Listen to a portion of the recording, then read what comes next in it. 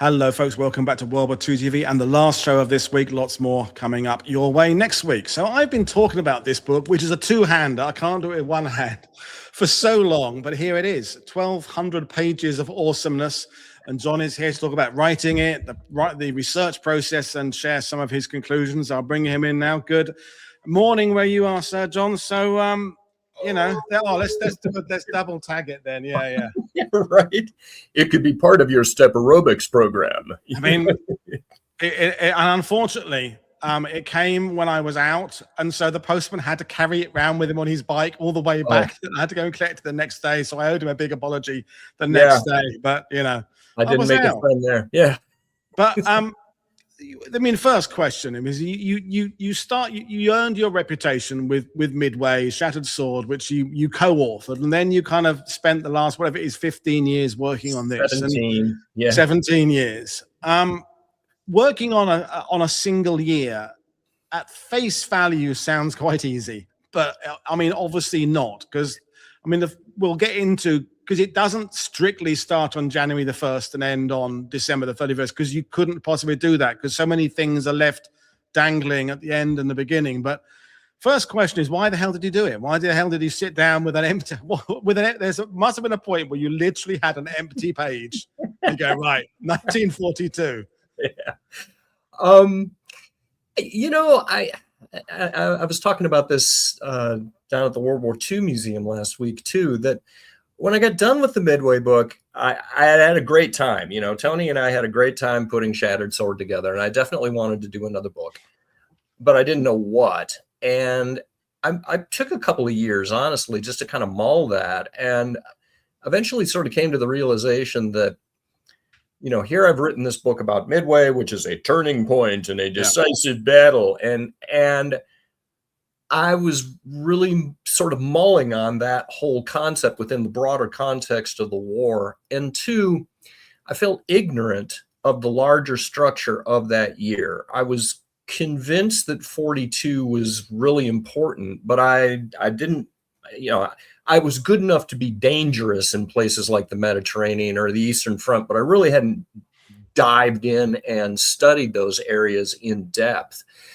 I've always considered myself a sort of a big picture synthesist, generalist, analyst kind of dude. I'm not really a low level sort of accounts kind of person, although, Shattered Sword obviously got very much down in the weeds on things like damage control and yada, yada. But that was kind of the genesis for the project. I wanted to do a book on my own. I wanted to kind of spread my wings and look at other theaters that I hadn't really taken a deep look at before.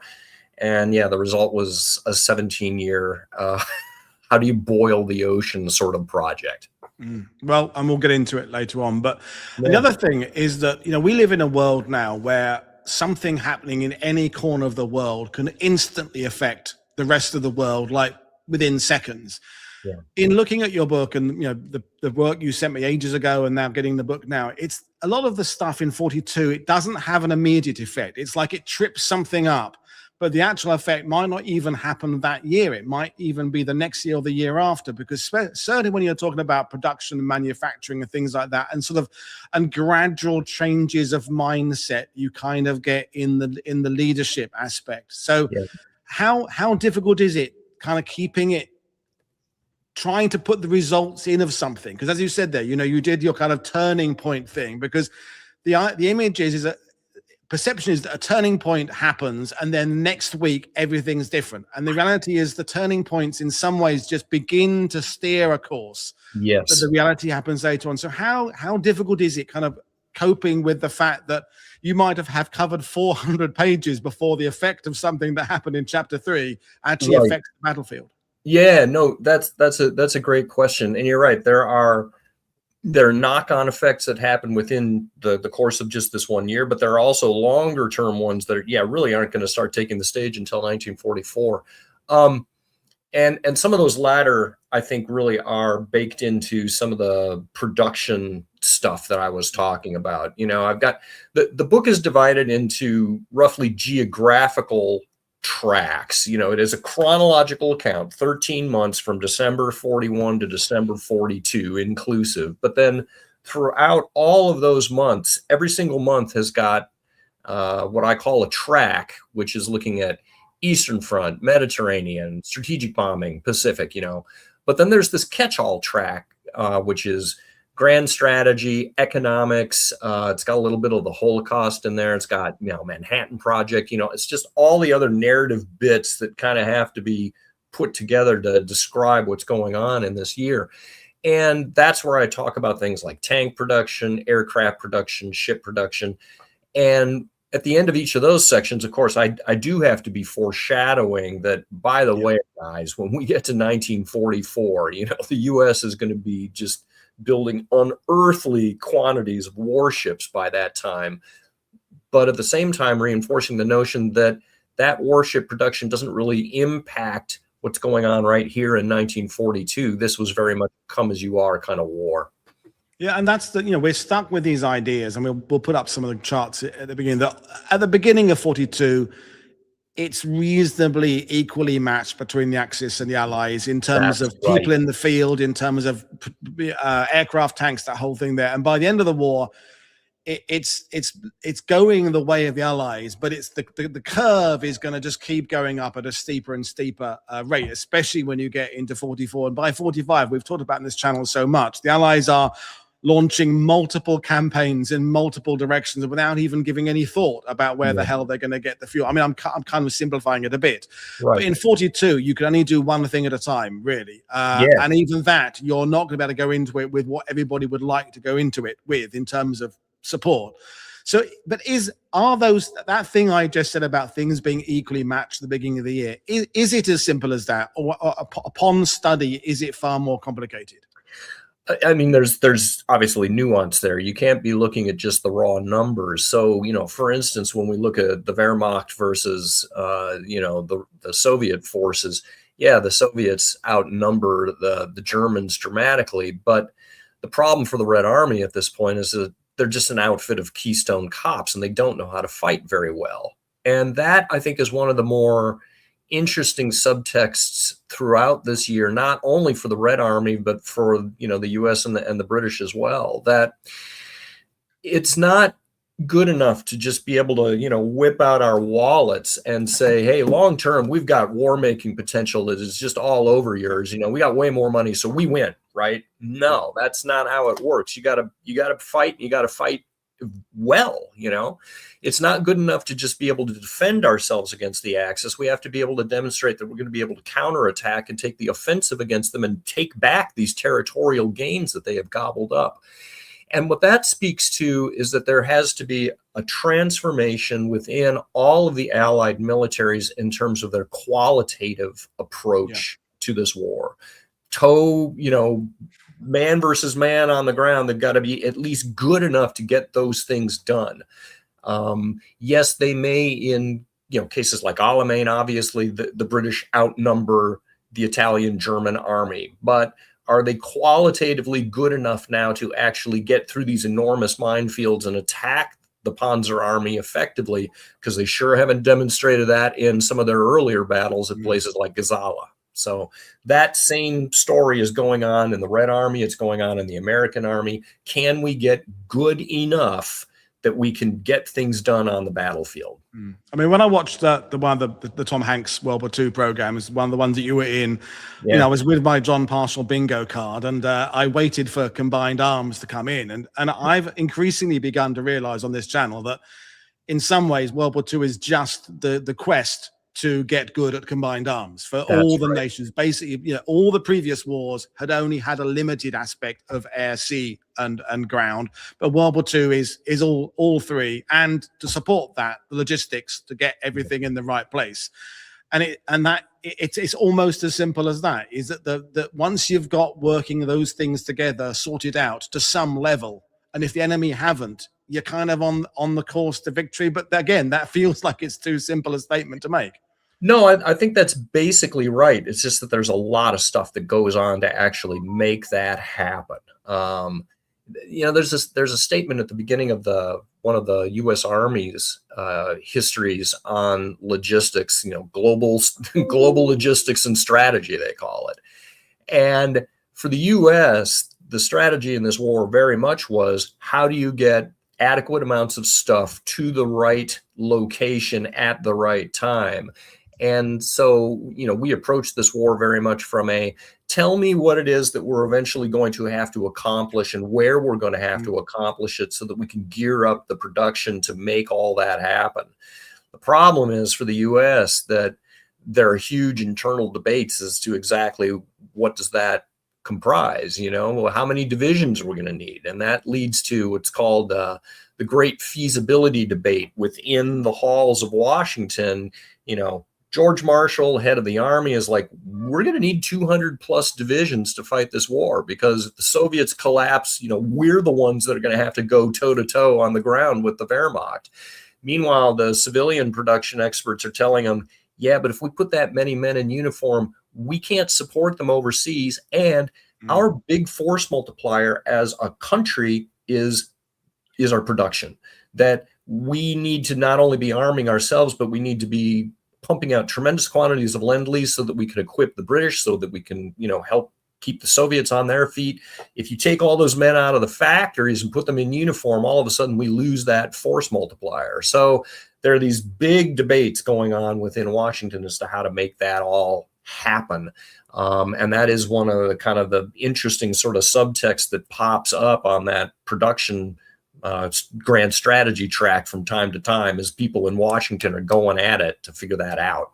I mean, that's why I'm glad you bring that aspect in. That when I'm speaking to mates about your book, and I keep talking about all the plates you get spinning that you do not let fall off their poles. And I have read other books where people get plates spinning and they can't keep them all spinning.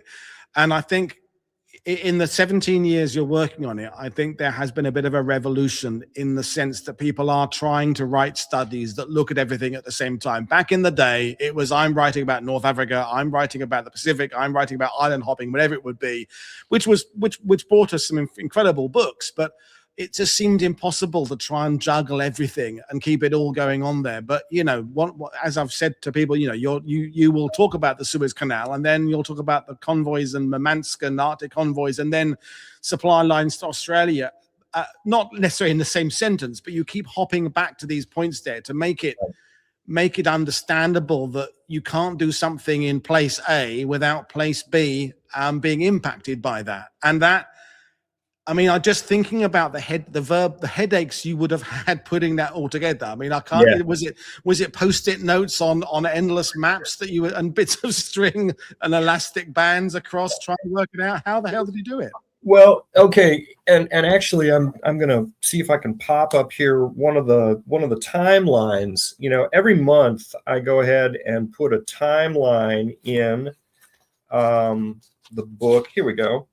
So like here is June, and we've got all 6 of those tracks laid out across there, but you can see all the major events that are happening during that month.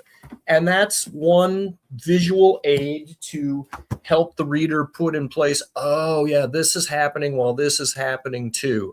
I'm also doing the same thing from a writing standpoint. I'm frequently trying to make cross connections between theaters, and just keep drilling into people's minds. As you say, you cannot understand this war without understanding all of it. You got it, and that's one of the things that does irritate me about a lot of popular history. That for the purposes of marketing, of course, if you're working on a book on Battle X, your publisher is going to want to position that as this is the most important battle and I get why there is the motivation to do that. But one of the things I'm trying to do in this book is point out that individual battles in and of themselves didn't necessarily constitute these inflection points that move this enormous ship of war onto a new course. They are mostly larger level questions around, can the Germans get enough oil to keep the war machine running? Can the Red Army turn itself into an organization that is qualitatively capable of going on the offensive against the Germans and not getting their butts kicked? It's things like that. Anyway, but I mean, and that's we're doing this right in the middle of the World Cup, which the USA are actually doing quite well in this time, and that's that. forgive me for using football as an analogy, but in a sense, in a tournament, any team can beat any other team. And the same thing applies to 1942, in that you do have these against the run of play victories. You had them in 41, even in North Africa, where the British in North Africa get things that are sort of against the run of play, but then the Germans gain the upper hand again. But it's all about a league, isn't it? It's all about playing the opposition again and again and again, and making sure that at the end of a campaign you've won 7 times out of 10. That's, the whole ultra thing of giving the idea of giving the Allies a 10% benefit in every battle, so that you go into them and on average you'll come out on top. And I think, I was looking for all the maps you sent me, and I'm thinking, okay, which are the key points to bring in? Milne Bay, Tobruk, El Alamein, Murmansk, Sevastopol, Stalingrad. Yes, the Solomons. Yes. Well, and I think you've made an important point here, that it's not like the Allies have to win all the time. They just have to be demonstrably better most of the time. Yeah. One of the discussions I have in the book, I'm talking about the topic of attrition, particularly with respect to what's going on in the Pacific at this time. And, I talk about the sort of the soft factors around, okay, if the medical detachments on Guadalcanal are doing things like getting a few more quinine tablets into the hands of their aviators, if their nutrition is just a little bit better, that might mean that on any given day, instead of putting a dozen Wildcats up in the air, we're putting 14 or 15. Each one of those pilots, every day they go up, they get a chance to roll their dice and see if they're going to send one of Tojo's boys down in flames, right? And likewise, things like, okay, well, if one of our pilots goes down, our search and rescue efforts have got a much better chance of plucking that guy out of the water than the Japanese have got of plucking their dude out of the water, right? And so it's little things like that cumulatively over the course of a multi-month campaign mean that you have a decisively better chance of winning that on an attritional basis, just because of those soft factors. And so there's a lot of things going on under the hood, and I definitely try to dig into as many of those as possible.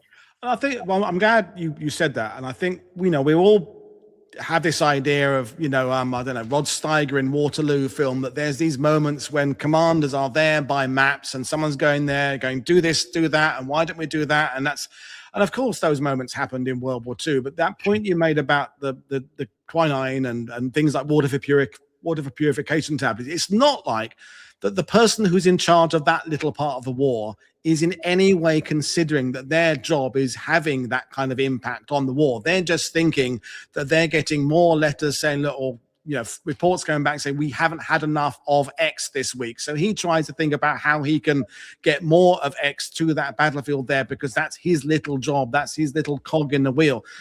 But the people like yourself, the historians, are now saying, but actually add those all together, all those little improvements that are happening are affecting the battlefield. But it's not that at the time anyone was considering those, saying, look, right, let's find 1,000 things we can improve this week. That's not happening, is it? But you can draw the conclusions 8 decades later, because that's right, because we've got that ability to look back. Is that fair? Yeah, no, I think that is fair. We obviously have much better information at our fingertips now at 80 years removed than, the folks who were fighting the war back then did. And that's one of the points that I talk about at both the very beginning of the book and the end as well, that even people like Eisenhower or Allenbrook, who were incredibly well informed about what was going on in their militaries, and even within the broader context of their alliances, they still at the end of the year were like, oh my God, how did we get here? Allenbrook in particular, if you read his diary entry on January 1st, 1943, just talks about the fact that we're starting this year under circumstances that are beyond anything that I would have imagined at the beginning of 1942, when everything looked like it was going to hell in a handbasket. And so that that ability to create essentially a new war was the product of all of those little incremental changes along the way that by the end of that year are now beginning to have a real impact on the battlefield. Thank you. And because at the beginning of 42, there are going to be things happening in that year that, as you said, no one at the beginning of the year could have predicted were going to happen. And armies making directions, and the Germans heading off for Stalingrad kind of possibly couldn't have been predicted at the beginning of the year. But at the same time, there are a couple of campaigns that were steady in the sense that they had already begun and they were going to be carrying on in a similar sort of vein. So I'm thinking about the strategic bombing, and I'm thinking about the Battle of the Atlantic. They're on a direction already. So you got those things. So if you're someone like Admiral King or Eisenhower or FDR at the beginning of the year, you've got a couple of things, a couple of plays are in play. Yeah, the battle. Right. Okay, happy times, things like that. It's not always going the Allies' way, but there's a sort of a mechanism in place. There's a process in place. There's people working on improving the odds there, not namely Ultra, but sonar and ASDIC and all that kind of stuff there. And the strategic bombing is not working yet, but there are seeds that it's going to possibly start working in the right direction at some point. So is that how the Allies, how were you in writing the book? Okay, these things are in play, so that I've got these as constants, and now I'm going to bounce the other things around them and bring them back to compare them. I didn't approach it that way. I went track by track. That's right. How I did things. But I'm intrigued that you would bring those two campaigns up, because those are the two campaign areas that I think are in some ways the least amenable to a narrative treatment, in that they are the most purely attritional campaigns, yes. Right? They're both spreadsheet battles. It's like how many tons, per, well, in the air war here, you popped up a map. Yeah. How many bombs per sortie can I get over here? And critically, what is my attrition rate for each one of my sorties on a monthly basis? And I talk about that extensively, because attrition was really the driver in Bomber Command, I would argue, this entire year, that is governing a lot of their challenges that they have to kind of overcome. And of course, can they get sufficient bombs on the target to actually make a difference? Yeah. And in the Atlantic, it's kind of the same thing. It's how many tons per U-boat can I sink per month before that U-boat is probably going to end up being sunk itself. It's a constant conveyor belt. We're putting assets in.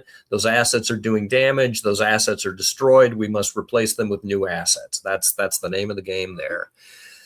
One of the things I did try to draw out, though, I will say that digging deeper into the Bomber War was one of the most intriguing parts of the book for me, and it allowed me to point out contributions that were made by Great Britain and the Commonwealth. That the Bomber Command is a really interesting outfit, because, of course, not only is it Brits, but you've got Canadians and Australians. You got young men from all over the British Empire are involved in this campaign. And statistically speaking, this is the worst year of the war to be flying. Granted, there are not as many sorties being flown on an absolute basis as there will be in 1944. But your odds of making it through this year, if you were a Bomber Command aviator, are grim. And that's one of the things that I do try to point out, is that I think particularly on this side of the pond, the Americans have this sort of notion, particularly in the aftermath of Masters of the Air, that, oh my God, serving in 8th Air Force was, just the most dangerous military activity ever, blah, blah, blah. And I do not want to downgrade how difficult and terrifying those missions were for 8th Air Force aviators. They were absolutely awful. I don't want to go there. But statistically speaking, they were not as dangerous as serving in the American submarine force, for instance. Yeah. And on a sortie per sortie basis, Bomber Command aviators were paying about a 3-for-1 price compared to 8th Air Force. That your odds of making it through a tour of 50 missions in Bomber Command in 1942 were awful. And I think it's important, again, if we're trying to put this book into a larger context, we need to point out the fact that Great Britain and the Commonwealth as a whole made tremendous sacrifices for victory in this war. That it was not only Bomber Command, it was the British Submarine Force, it was the British Merchant Marine as well. All of those service arms paid a terrible price on a per capita basis to make this war a success. And, I'm a big picture guy. And so I want to acknowledge those sacrifices of the Commonwealth. In the Pacific, we've got the Australians on our side. They punch well above their weight. They're great to work with. There's opportunities here to say thanks and to put into context the fact that it wasn't just the Americans that won this war. Thank you. One of the things that I think all historians, myself included, can be guilty of is using things like, but look at the experience they gained, because 42, that comes up a lot, isn't it? I mean, we're going to bring up Dieppe at some point. Exactly. I was thinking exactly that. Yeah. I know like struggling musicians who play gigs in a pub with 3 people, and they'll say, yeah, but look at the experience you gained. You say, yeah, but I haven't earned any money out of it. And the people who are watching didn't seem to enjoy it. So actually, what is the experience of having something that isn't perfect? Because there is a lot of that. I mean, we in North Africa, we talked to Richard Hargreaves a few days ago. Yeah, absolutely. I want to read his book too. Yeah, in North Africa that are implemented with greater success later on, particularly ground, air, but I think also kind of sinews of war logistics. But that doesn't mean it's the only reason for the North Africa. But we'll just send our lads there. We'll send all the Germans will send 900,000 people there just to gain some experience. That's ridiculous. Right. But it seems to be a phrase historians will use if they can't think of something else. There hasn't been a decisive victory. So they'll say, okay, well, but both sides gained experience. I think that's a bit of a bullshit thing. And I don't know how many times you use the word experience in your book, but it's bound to be in there once or twice on 12. Absolutely. No, we could do a word search right now, right? No, that's an interesting point. And yeah, Dieppe is like the classic example of that. And I would argue that whole trope is just that's spin doctoring on the part of oh God, how can I space his name? You know who I'm talking about. Come on, John. Well, historian, wartime person, leader. No. The guy, the head of British combined arms. Yeah, Mountbatten. Yeah, oh God, yeah. It's a senior moment here, right? That even though it was difficult to contain the priceless seeds of victory, and it's just like, this is nonsense, and it drives our Canadian friends bazonkers too. Yes. when they hear about that. It's just like, no, it was an unmitigated fiasco because we did not do the right things. We needed to have more gunfire support from our naval vessels. We needed to really put the hammer down in terms of air support. The whole thing was botched. And yet Mountbatten goes around afterwards and is trying to, rationalize this thing. That's pretty cold comfort for, the regiment of Canadians that you left dead on that beach. Because some of the lessons were just so sophomoric and just dead obvious to anybody who should have been planning these sort of things. Yeah, I mean, I could say that picking a rattlesnake up and putting it in my mouth, I learned not to do it. But I think I probably would have known that already. I don't need to pick it up and play friends with it, but to learn that would be a bad thing. And and it's I mean, you said earlier as well, John, attrition, and I think when I'm talking about the Normandy campaign, I use the word attrition a lot.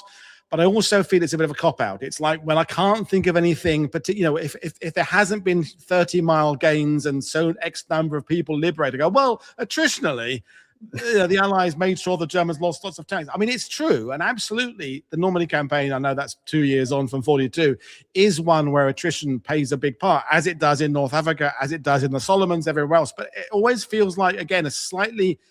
If you haven't got a better thing to say about something, you can just say, oh, well, attritionally, the Allies came out better. But yet it is a key thing, isn't it? I mean, absolutely.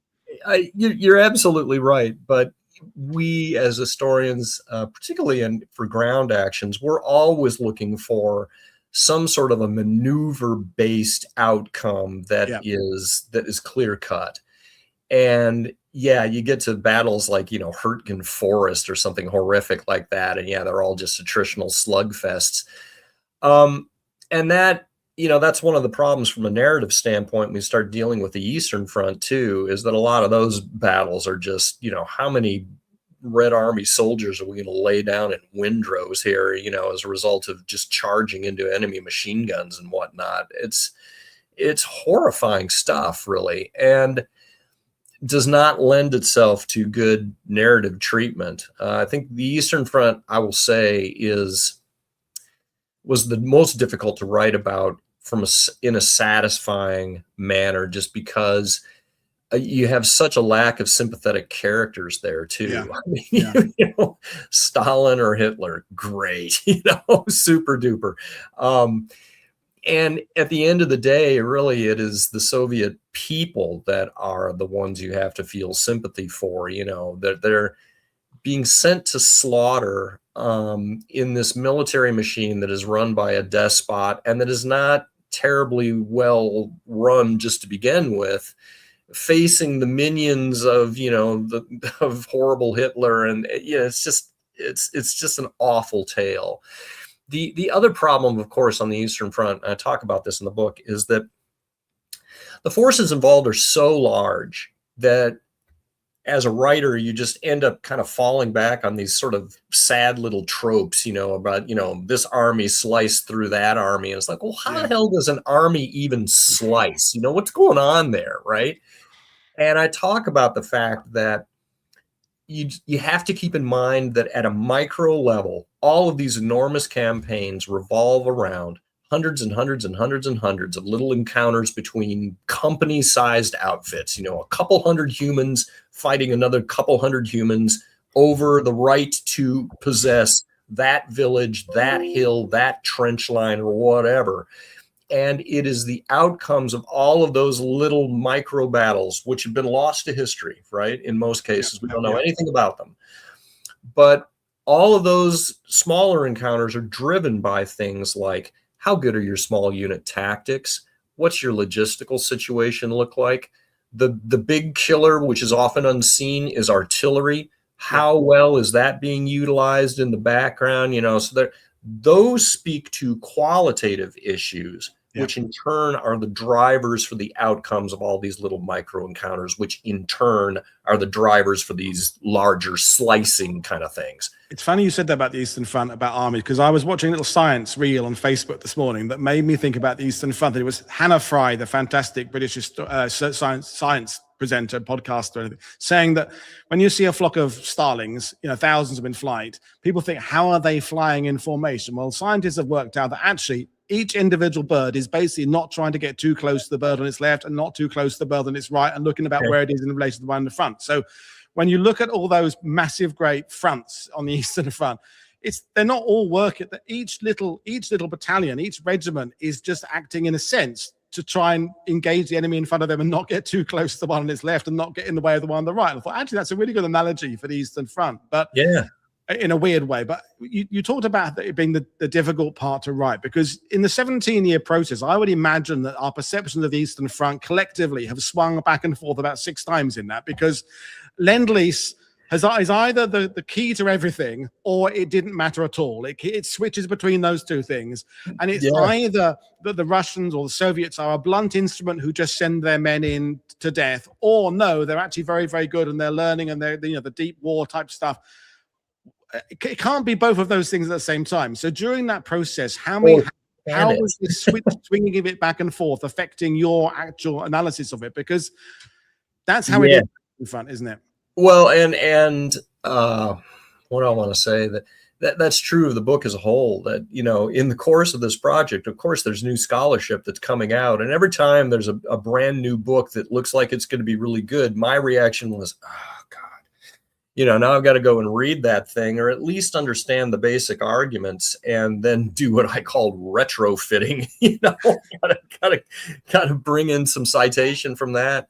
I will say that I do think one of the things I'm trying to do big picture is push back on this notion of what I call Eastern Front determinism, which is to say that, depending on where you date the failure of Operation Barbarossa, either in the summer or the fall or even the winter. Before it even started, probably. Yeah, right. depending on who you're reading, they'll tell you different things. That once Barbarossa fails, the Germans can no longer beat the Russians, and therefore World War II is decided. And that has just always, to me, just sounded absurd, because you're basically saying World War II is in the bag for the Allies before the Americans and the Japanese are even in the war. Yeah. So that I just feel was crazy. And so one of the things I'm trying to do within the course of this book is acknowledge the fact that the Eastern Front is the most important of the theaters in terms of manpower committed and certainly in casualties suffered. However, there are other factors around the world that are impacting the Eastern Front. And furthermore, there's no guarantee that the military reforms that are put in place within the Red Army that the Stabka begins implementing as soon as July of 1941, there's no guarantee that those reforms are actually going to produce a higher quality army. And two, there's no guarantees that the wheels are not going to fall off the Russian economy. And that's one that I really drill into, that I think there's a fair amount of circumstantial evidence out there to suggest that in the summer of 1942, things are absolutely on a knife's edge. And that if you look at sort of the subtext behind Stalin's order number 227, the famous not a step back order, most people look at that and they say, well, that is designed to put steel in the spine of the Red Army and get those dudes to fight harder. And I think, yes, that is true. Also, though, if you read the framing of that order, it is framed almost strictly in economic terms. Stalin is telling you that the Soviet Union is not a desert. It is full of cities and factories and people and farms. And he mentions the word bread in that order no less than 7 times. And what he's basically saying there is, dudes, we traded away 40% of our economy and 40% of our population last summer to, buy us the time to get better.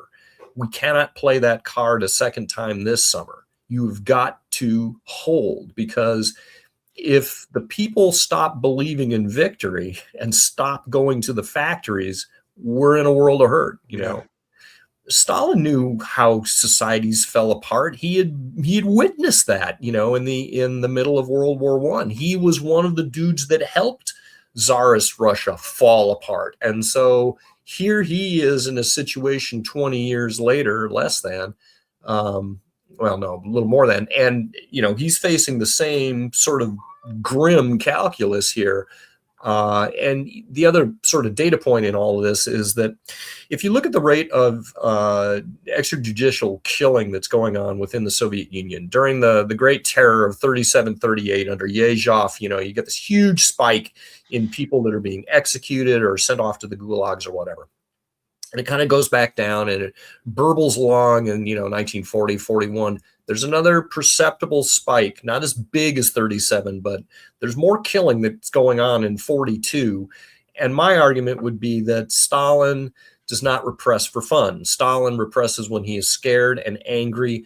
And I think what he's doing is he's telling Smersh and the NKVD, you got to lean on these guys. You got to keep the lid on this sucker because things are not good right now. Thank you. Great response to that. I'm going to continue with the Eastern Front, because you said earlier on about how, you've got an analytical kind of mind. You look at kind of data and the statistics. Because with Eastern Front, you end up with decisions that just sound like they're stupid, and because they probably are, but because a lot of it is kind of like ideologically based. And you get a certain amount of ideology on the West Allies. I mean, MacArthur has, and we've got a question for you about MacArthur. MacArthur has a passion for the Philippines that it absolutely affects the way he considers things. But, I'm going to put up the Operation Blau map there, and Hitler and going off and oil fields and Stalingrad. There's part of this decision is kind of ideological. Part of it is kind of economically based. Part of it is just, I want to do it, so I'm going to do it. How difficult is it as a historian to compare decisions like that on the Eastern Front, which sometimes seem absolutely bonkers, with more pragmatic decisions where, yeah, Dieppe was a fiasco, but you could at least kind of see what it was trying to do, even if it was hopeless, if that makes sense. Because the Eastern Front just has some really bizarre decisions, mostly on the German side, but not exclusively. Yeah. And I would say the most bizarre of those, at least in the context of Blau, is when Hitler basically divides his army groups and decides to go for Stalingrad and the Caucasus simultaneously, rather than sticking to the original plan, which was Stalingrad in phase 3, Caucasus in stage 4. You hit the nail on the head. Hitler is not a rational actor, and there were multiple things going on in his mind. This summer campaign in 1942 had to do one of two things. It either had to inflict another series of military disasters on the Red Army of sufficient magnitude to get that wounded bear to, finally draw its ragged last breath and collapse on its paws. That would be one potential outcome. The other thing that you would like to do, as you can see on the map, is go grab that oil, because if we the Germans are going to be involved in a multi-year, multi-front war, we got to have oil to keep our war machine running. And if nothing else, cutting off the Soviets from their main source of oil would have been a nice thing to do as well. So yeah, you've got this kind of mishmash of military goals, economic goals that then have to be translated into operational planning. And so you end up with the Blau plan as it's put together there. Do I think that the Germans could potentially have collapsed the Red Army? I don't know. I do know that with the planning behind Blau, with this whole notion of, instead of these big kind of freewheeling Kessel Schlocks that we'd been doing the year before, which had led to calamities in places like, Kiev and Vyazma and places like that. Now the Germans are trying to exercise a tighter control over their operational formations. And it's not just Hitler that is behind that. It's also Halder and other people at OKW.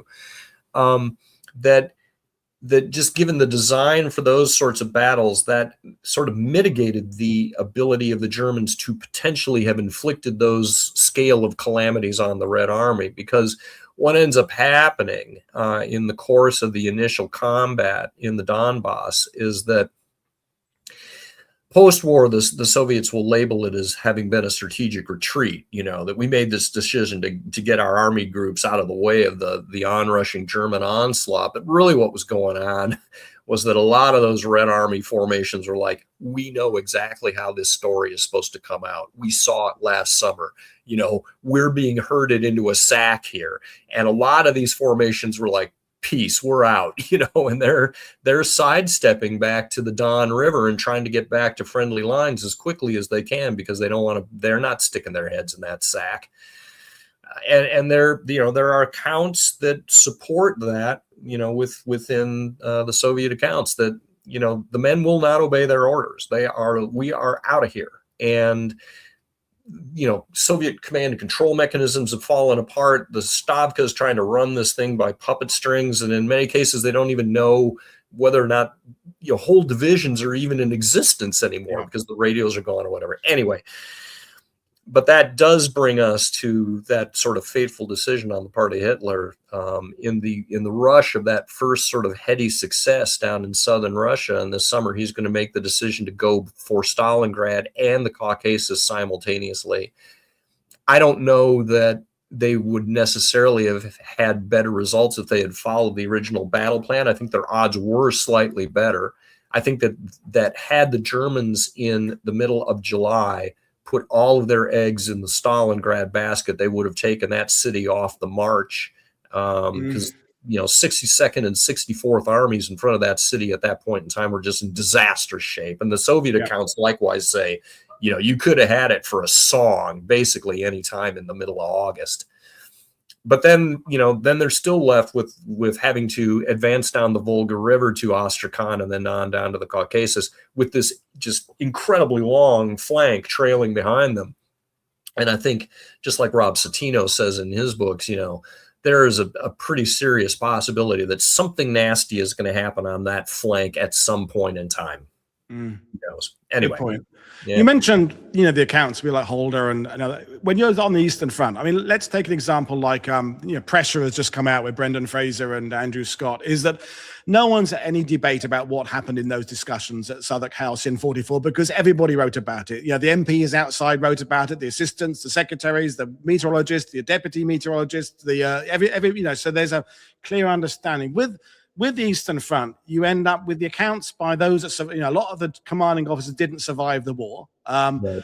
And then those that did survive are trying to write their stuff either to pass the blame somewhere else, German officers, I'm looking in their direction, or they're writing it from a regime that is dominating there. If you're Russian or Soviet there. So how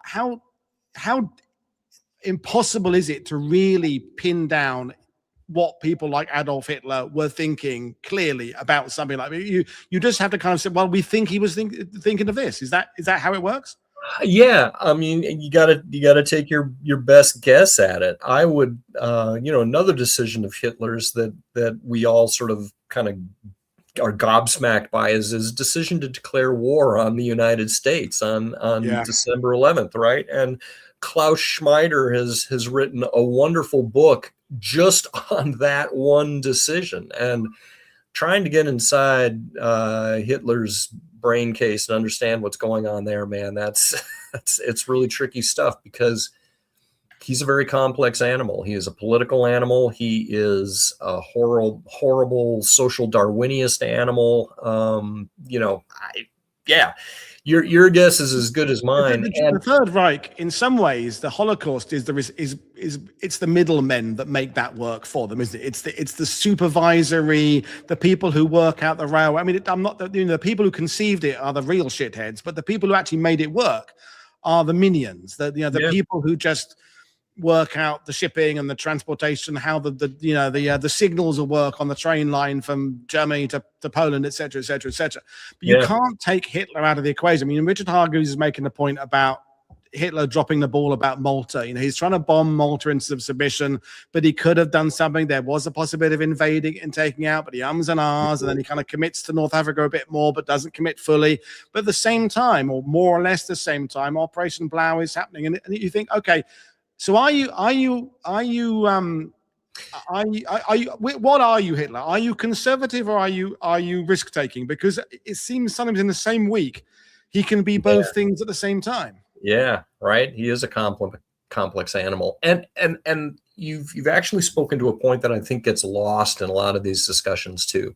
So we look at Hitler's decision to attack the U.S., to declare war on the U.S. And one of the things that Schmider's book does, I think wonderfully, is lays out all the other things that Hitler is having to juggle at the same time. And also the things that Hitler was not necessarily fully on top of from an informational perspective, particularly having to do with the Eastern Front and his own war industry. So, the Soviets kick off their counteroffensive around Moscow on December 5th. Pearl Harbor happens on December 7th.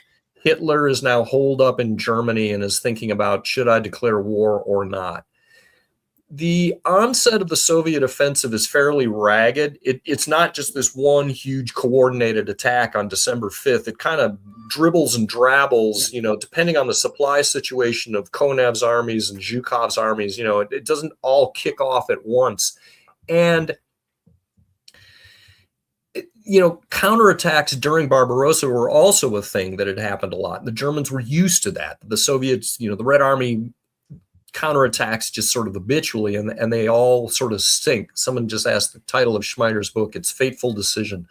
And so it takes days before OKH and OKW become aware of, oh my God, what's going on outside Moscow is actually a really big deal. It is not just a local counterattack. It is happening across the breadth of Army Group Center's frontage, and we got a real problem here.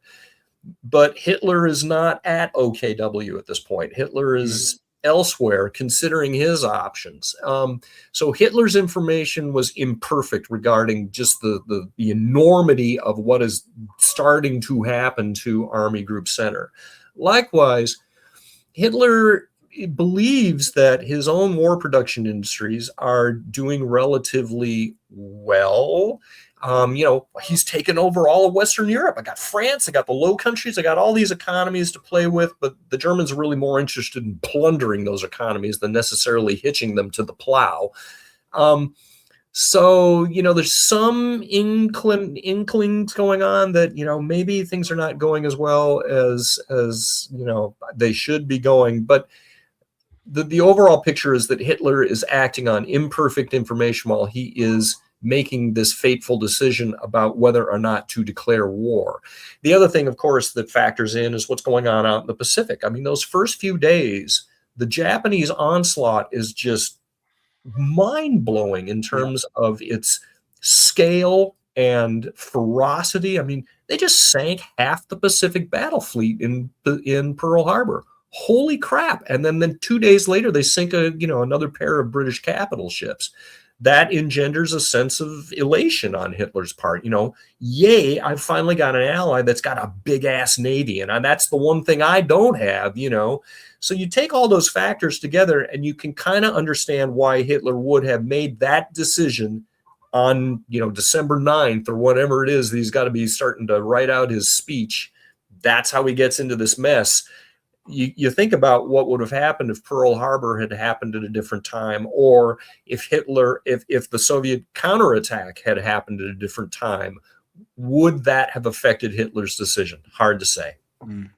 Which brings me to ask you about, in writing a book as comprehensive as you did, you've already kind of hinted at some what ifs in this conversation. I know this is a conversation, not your book, but with so many things going on, there are so many little. We don't like the term turning points, but there are hundreds, thousands of little moments where it could have gone this way or gone that way, and if it had gone that way, the domino effect, the butterfly wing effect, things like that. How difficult was it to keep your focus on what actually happened and not what didn't happen? Because decisions are happening later on that if a different decision had been made, you can kind of, that wouldn't have happened if this had happened. Was it easy to keep the focus? It was, honestly, because it's easy to point out those instances and maybe, drop a sentence there or something like that. But just given how big the book was already going to be, I really couldn't spend too much time, digging down in the weeds about this, that, and the other thing.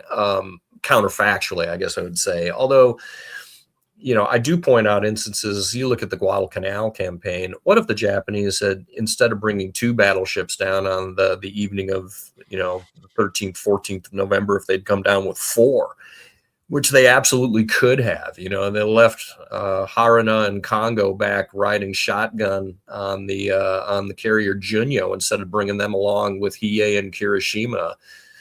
So. But that speaks that the reason I would point that counterfactual out is because it speaks to a larger mental issue around the Solomons campaign, the Guadalcanal campaign, in that the Japanese pay lip service by the end. By the time we get to November, the Japanese are like, yes, Guadalcanal is the decisive battle, and blah blah blah blah blah. But when push comes to shove, it is Halsey who is okay. I've got 2 fast battleships and 4 destroyers, which is laughable. Those are my 2 remaining heavy units in the entire theater beyond my damaged carrier Enterprise. I know the Japanese are coming back with battleships a second time to try to put my airfield out of business. All my chips in the middle of the table. Willis-Lee, you go down there and you fix this, right?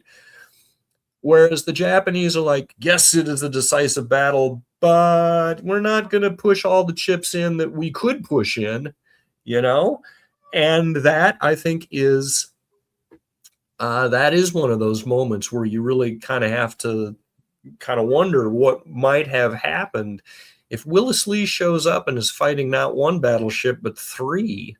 Yikes, that could have been a completely different outcome. Same thing 2 nights before when Callahan and Scott and their force ends up in this, this bloodbath.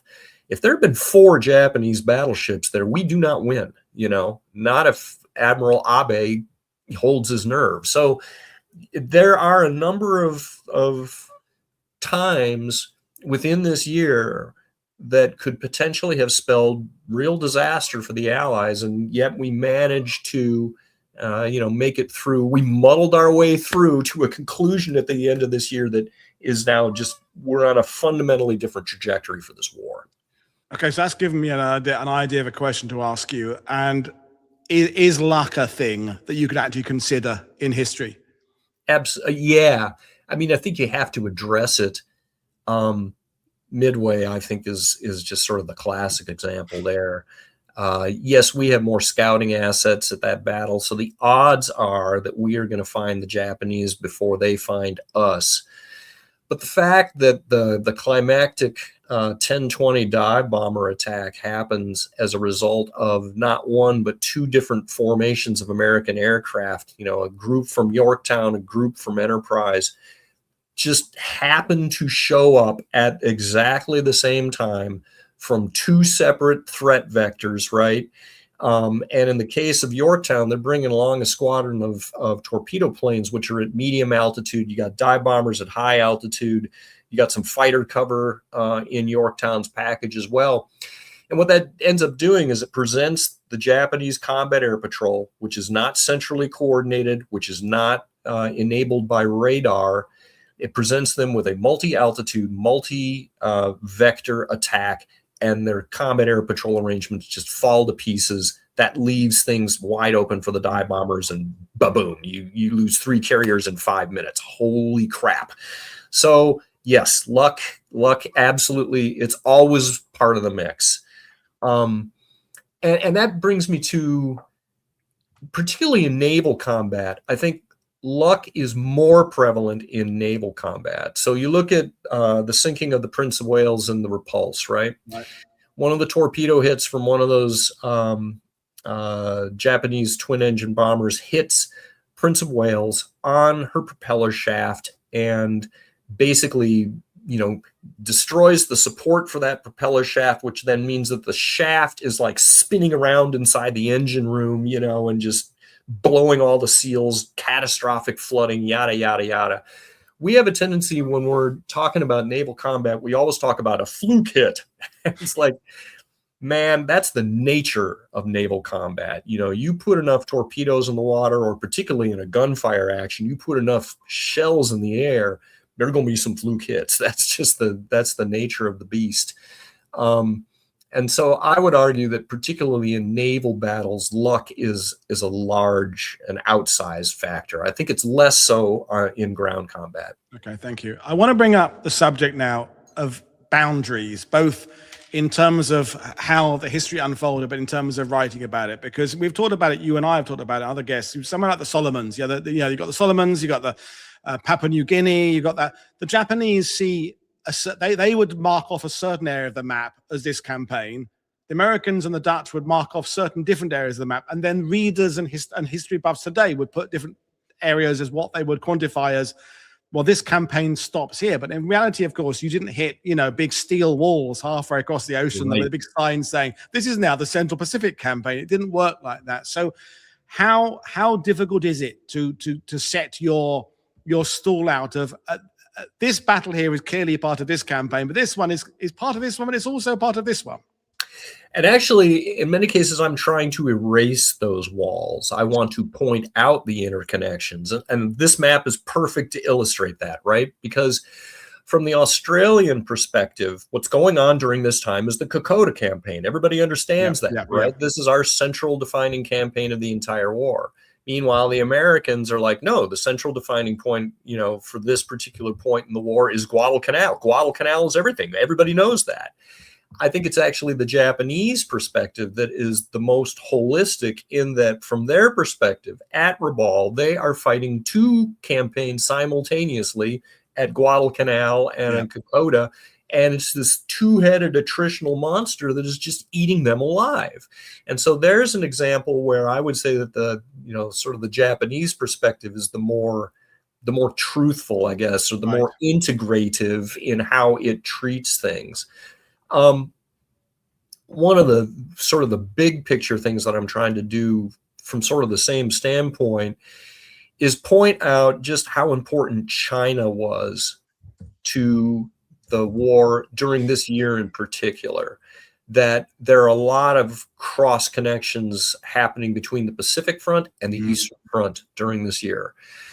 Because from FDR and Churchill's perspective, particularly FDR, Stalin is on the ropes. The last thing we need to have happen at this point is for the Russians to be fighting a two-front war against the Japanese. We cannot let the Japanese get chippy up in Manchuria, right? And that in turn means that we've got to keep the Chinese fighting, because China acts as a manpower sump for the armies of Manchuria and China, the Japanese armies. It keeps them busy doing stuff. And, you know, do I think that the Soviets would have lost a two-front war against the Japanese? Nah, I don't know. But I do know that FDR's calculus is correct, that the last thing that the Soviets need at this point is a two-front war, because its impacts are incalculable. So we then are doing everything we can to try to keep the Chinese fighting. When they lose the Burma Road as a result of the Burma campaign, you know, we immediately start flying supplies over the hump, which is some of the most dangerous aviation work in the world. But one of the other things that ends up happening too, you know, there's this huge strategic debate going on across the Atlantic about, are we going to invade Northern Europe this year? And the Americans, of course, you know, Marshall is like, you know, if not this year, first thing next year, you know, we got to build up forces. We got to go into Northern Europe. The British are like, no, you know, we want nothing to do with that.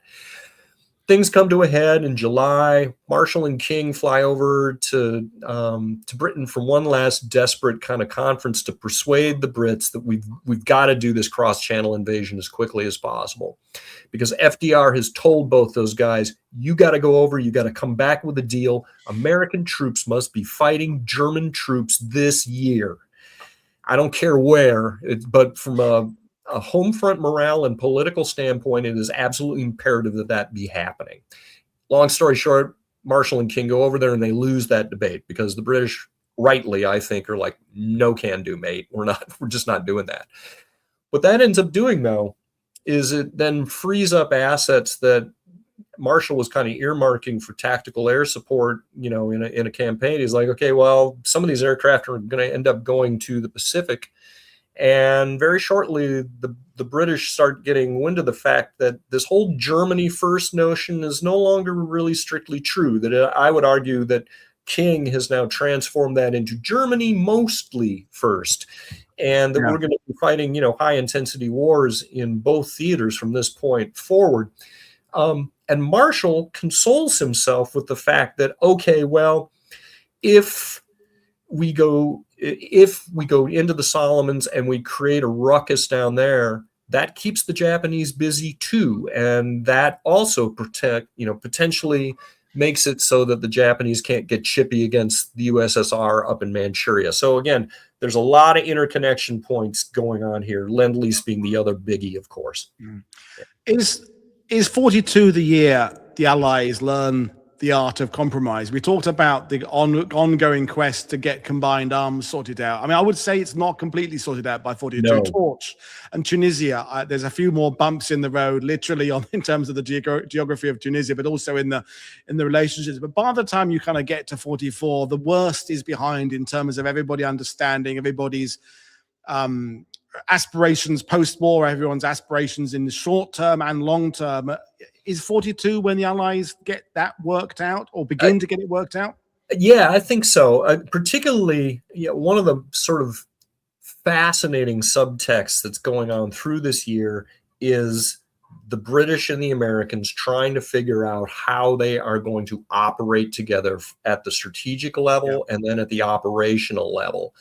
And I would argue that by the end of this year, we have created the basis for what is going to be an incredibly effective command and control system that is able to wield joint armies and air forces and, the whole smack, that the Brits and the Americans have figured out how to do that.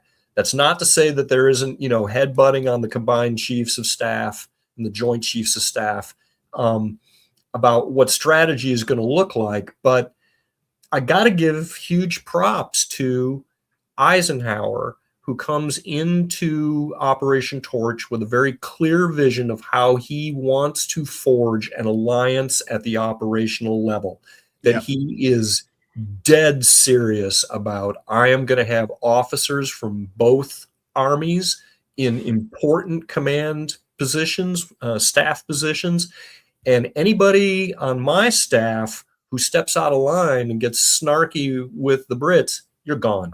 I'm not going to put up with that bullshit. You're out of here. So he leads by example, and makes certain that he has a well-functioning, joint staff organization. Obviously, his debut as a battlefield general is not too auspicious. The Tunisia campaign does not come out the way he wants it to come out. And you can see pressure from General Marshall being directed at Eisenhower. Dude, you're too involved with the politics of what's going on here, and you need to be focused on what's happening on the battlefield. You need to be riding herd on General Anderson, who's your, sort of your theater level commander here on the ground, et cetera, et cetera, et cetera. So Eisenhower's debut is bumpy, but the building blocks are there for making what is eventually going to be an incredibly efficient and effective joint command organization. I agree. I think it's Eisenhower. It's not so much where we land and when we land and which direction we go. It's let's make sure we all agree and are working together towards that. And if we've got that in place, whatever we do will eventually work. I think he's astute to realize that, because and the people who call him out for his lack of kind of military grip, in a sense, it doesn't really matter. I mean, because he delegates mostly. Right. Yeah. I mean, yes, I shouldn't say it's not his job. It is his job, but if you've got good staff people working for you, some of that stuff is going to end up taking care of itself. I just saw the comment on the side there talking about the countervailing example being MacArthur, which I think is just scandalous, how MacArthur will not have any Australian officers on his own command staff, which I just think is scurrilous and awful. And yeah, he was terrible from that standpoint. And it's intriguing too, because there's another example in the Pacific. Halsey is really good at combined operations. As soon as Halsey becomes theater commander in the South Pacific in October of 1942, he inherits this mess on Guadalcanal. He's got a logistical mess going on in Noumea Harbor on New Caledonia. And one of the first things he does is he taps an army general on the shoulder, and he's like, dude, I need you to figure this out. I need you to get those ships offloaded, build the warehouse space I'll handle the French governor. I'll take care of that crap. You got to go and, just get our logistical house in order here so that we can prosecute this campaign and get her done.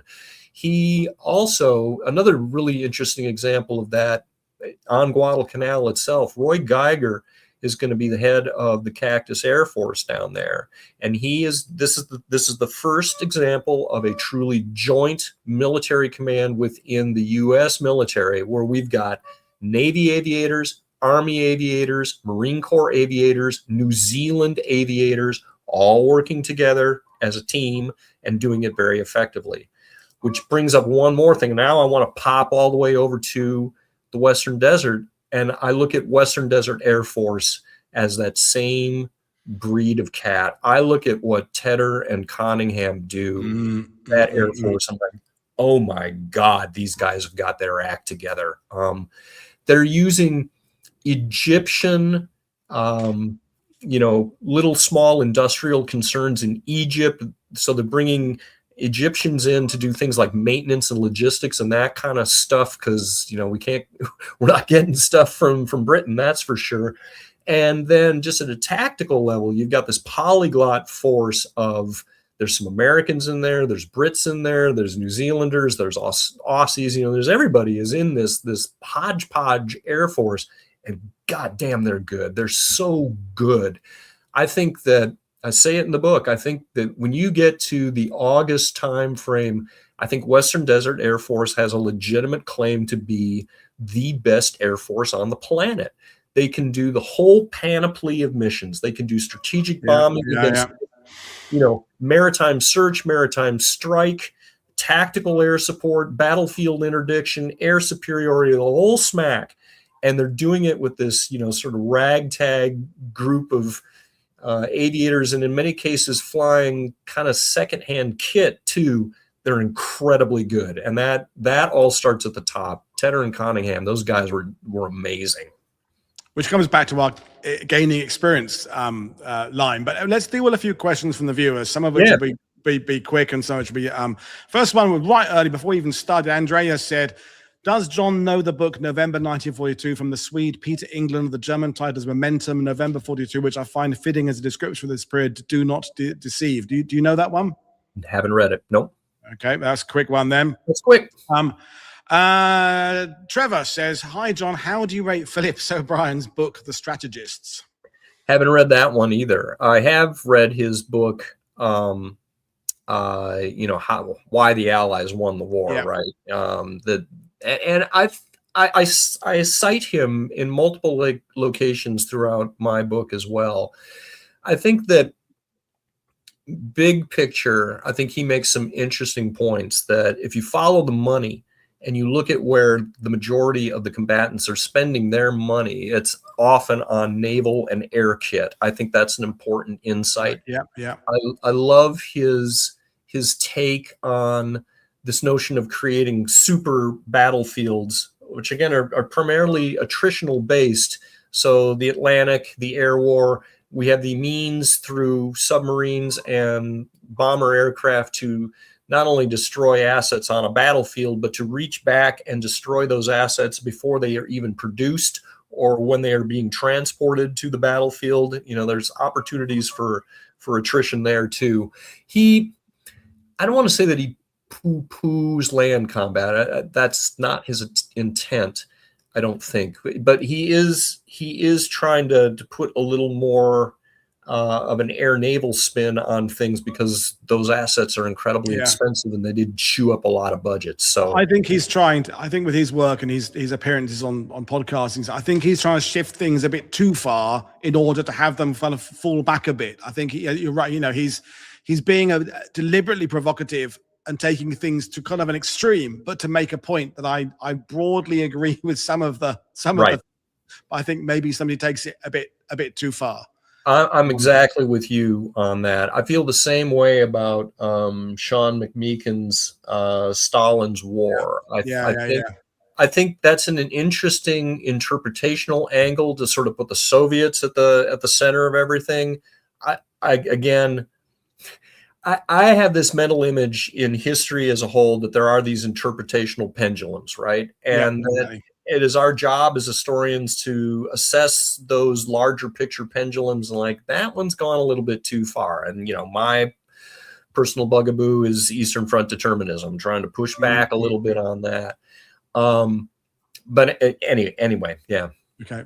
So Trevor Sheehan, who's such an expert on Tunisia, Operation Torch was the first op the Allies choose the what, where, when that they would jointly fight the Axis. That meant they seized the strategic initiative. Is it, expanding on that comment there, is it fair to say that moving into 43, the Allies are now dictating the play? Absolutely. Yeah, absolutely they are. I would argue that, at this point, there's going to be one last offensive on the Axis part in Russia, obviously, in 1943. That's going to lead to Kursk. The Japanese are now fully back on their heels, and they will launch a large offensive in 44 in China, which gets very little play. But in general, at this point, by the end of 1942, it is the Allies that are picking times and places for counter counteroffensives. And I think you can say that the momentum in the war, the strategic initiative has shifted to the Allies. Going back to Torch, I think that's a hugely important campaign. One of the things that just blows me away about that whole thing is that the American contribution to that campaign is primarily being generated from Hampton Roads. We are loading troops in transports, and we're doing this on a plan that's basically a sketch on a napkin. We don't come to this decision until July that we're actually going to do this operation. And now you're telling me that, less than 4 months later, I've got to have troops on the ground. Holy crap. So we throw this thing together, load our people on our transports, and now we're projecting power across the entire Atlantic Ocean, which is lousy with Donuts's U-boats, for criminy sake, and, landing those divisions in Morocco. That, I think, is a real eye-opener. That, looking ahead to what we're going to be able to do in 1944, you can say here that this is sort of the first inklings of what the U.S. as a superpower is going to look like. That we've got this enormous core power that we can just yeet across, ocean-sized expanses and put people where we need them. That's pretty crazy. Thank you. I'm going to ask you to do this one in as short a sentence as you possibly can. Oh, man. Tommy is saying, did the Allies have the means to invade France in 43? Oh, God. And I've seen Gary G. Mara lurking about in the comments here. And we've gone, technically, potentially, maybe, but from a political standpoint, I just don't see the British giving the okie dokie to that. And without British political okay, it's not happening. So I think I'm with you. When I studied Atlantic Wall here, and I realized how thin it was in 42 and even into 43, in fact, even into early 44, but there probably were moments when the Atlantic Wall was objectively weaker and the Allies had just about enough people to overwhelm it. But then I think, but what are you going to do beyond that? It's all very well getting in there. It's got, but then how are you going to maintain it? The stream of stuff the Allies brought through in 44 would have been a trickle in 43, wouldn't it? So I kind of go, well, I think they only got through the wall okay, but I'm wondering how it had gone beyond that. So I did a longer answer to that. Let's talk about casualties. And by casualties, I mean some of the figures who disappear in 42 and get replaced by people we talk about all the time. So Terry Down said, what does John think of Auchinleck, for example, his command in the Middle East? Because there are these people, there are some in the Pacific as well, who are there before people like Halsey, who just were sort of in the wrong place at the wrong time when the war wasn't going well, who then have to, you get it in football where a team has already turned a corner and become a better team, but a manager, a coach has to get the boot, and the new guy comes in and the teams start winning championships. Of course. And the guys, but I started it. The guy who's been sacked goes, because 42 has quite a lot of them. Are there any particular figures in Auchinleck, particularly, you think I like history's given a bad rub to? Broadly speaking, I think that Auchinleck has a better sense for what combined arms warfare should look like within Eighth Army than his successor Monty does. That he at least had a clue that we need mixed battle groups that have armor and infantry and field artillery and the whole smack, put together. Auchinleck's problem as a commander is that he doesn't pick good subordinates, and he's not a forceful enough personality to do two things. He's got to manage his subordinates better. He's got to make this army implement his tactical changes and organizational and doctrinal changes. He can't do that, apparently. And the other thing is that he's just not a good enough political animal to do the upward management that is necessary to keep Alan Brooke on his side and to keep Churchill off his back. If he had been a little more gifted and had been able to go back to London, on a quarterly basis and say, look, Winston, here's what we're going to do, blah, blah, blah. Here's the plan. I got this, don't worry about this. He's not that kind of cat. The other thing I would say about that question, the fall of Tobruk should not have been a surprise to anybody in 1942. There had been an intentional decision that we do not want to be in a siege again with that thing. It cost us way too many ships to keep the supply lines open. what the reason the fall of Tobruk is such a calamity is because Churchill at the last minute is like, well, of course you can't, just let this town be taken again. It's like, dude, you know about this. There's no fixed defenses here anymore.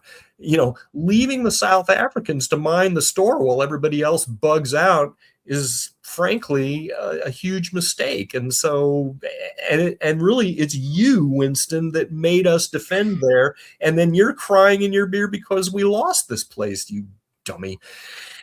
This is not Churchill's best year. I think we can definitely. Yeah. No, Tobruk is kind of the Western Allies kind of example of getting a bit fixated about a city. The whole Stalingrad, Leningrad kind of thing, where because there'd been things happening there that were brave and legends were born and stuff, it becomes a bit of a forget about its actual strategic importance. Is we can't let this go now. Like Hitler gets upset about the Channel Islands, a year later, it just becomes personal in a sense, and that's never a good thing. Well, and I talk about that, and I'll just to quickly intercede here. That war is not an entirely rational business, obviously, and this power of symbolism is incredibly important. And Singapore, man, that's you want to talk about what H.P. Wilmot referred to as a national virility symbol. That was Singapore. Yeah. So again, if you put yourself in Churchill's position in June of 1942. He is a wounded animal. His political situation is dire, and he's already suffered through these calamities over here in Malaya and the loss of Singapore. And God damn it, I can't afford to lose another, emotional symbol like Tobruk. And you look at what ends up happening in July to him. He gets hauled up in front of the House of Commons and has to survive a vote of no confidence. Things are going terribly for him as a political operator. Ian Walter says 1915 was a pretty shitty year for Winston, but that's different war. Fair. But it is a fair point. Now, we talked at the beginning, John, about all these things, all these theaters, and we talked about our dislike of the word turning point, and Midway is where you made your name. We've talked about Stalingrad, but North Africa still there's this nagging idea that we could have just not gone there at all. And I'm thinking about that Big Bang Theory episode where they explain that nothing that Indiana Jones does in Raiders of the Lost Ark actually affects the outcome of what the Germans are trying to do. That's fair. And North Africa has a little bit of that. But a really interesting question there that I think kind of puts it into better words than I did is, was the decision to not retreat from North Africa and even reinforce it on the Axis part the worst decision they made in 1942? Now, that is because they made some pretty dire decisions in 42, but that's really putting the focus back on North Africa. Yeah. When I would naturally think, no, surely it's Pacific, and it's the Eastern Front where things are being decided. But what's your answer to that? I think that's a really fascinating question. And I think you can make a credible argument that it was possibly Hitler's worst decision in that. But there's a question of timing here, though, too. Hitler makes the decision to start committing major assets to North Africa right before Stalingrad ends up going down, right? And so, but at the end of the day, I think that decision on his part is mostly made through a political lens, in that he rightly views the Italians as his most important ally. Their fat is now in the fire. I have got to figure out a way to bail them out of this situation, because if, it's apparent that what's going to happen if the Allies can clear North Africa, Italy is square in the gun sights at this point, and I need to forestall that as long as possible. So, I can understand why he makes the decision, but the end result is going to be, as our questioner says, they're going to lose an entire army group here, 200. Yeah. That takes us back. This whole point of what you're trying to do is that you can't look at North Africa without looking at the direct impact on the Eastern Front, which has the direct impact on the Suez Canal, which has the direct impact on how supplies are getting to Australia. And it all just, it just keeps connecting like an endless spider's web of that. You can't, like that whole thing about time travel movies. If you go back and you change one thing, actually you end up changing the entire universe. And I think that's that kind of thing with North Africa is, yes, you can look at it as an isolated campaign. Someone just said fighting for a big lake, I think, which is not incorrect in some ways. Which is not incorrect, but it's a big lake that if you can clear that big lake, I no longer have to send millions of ton miles of shipping around the Cape of Good Hope.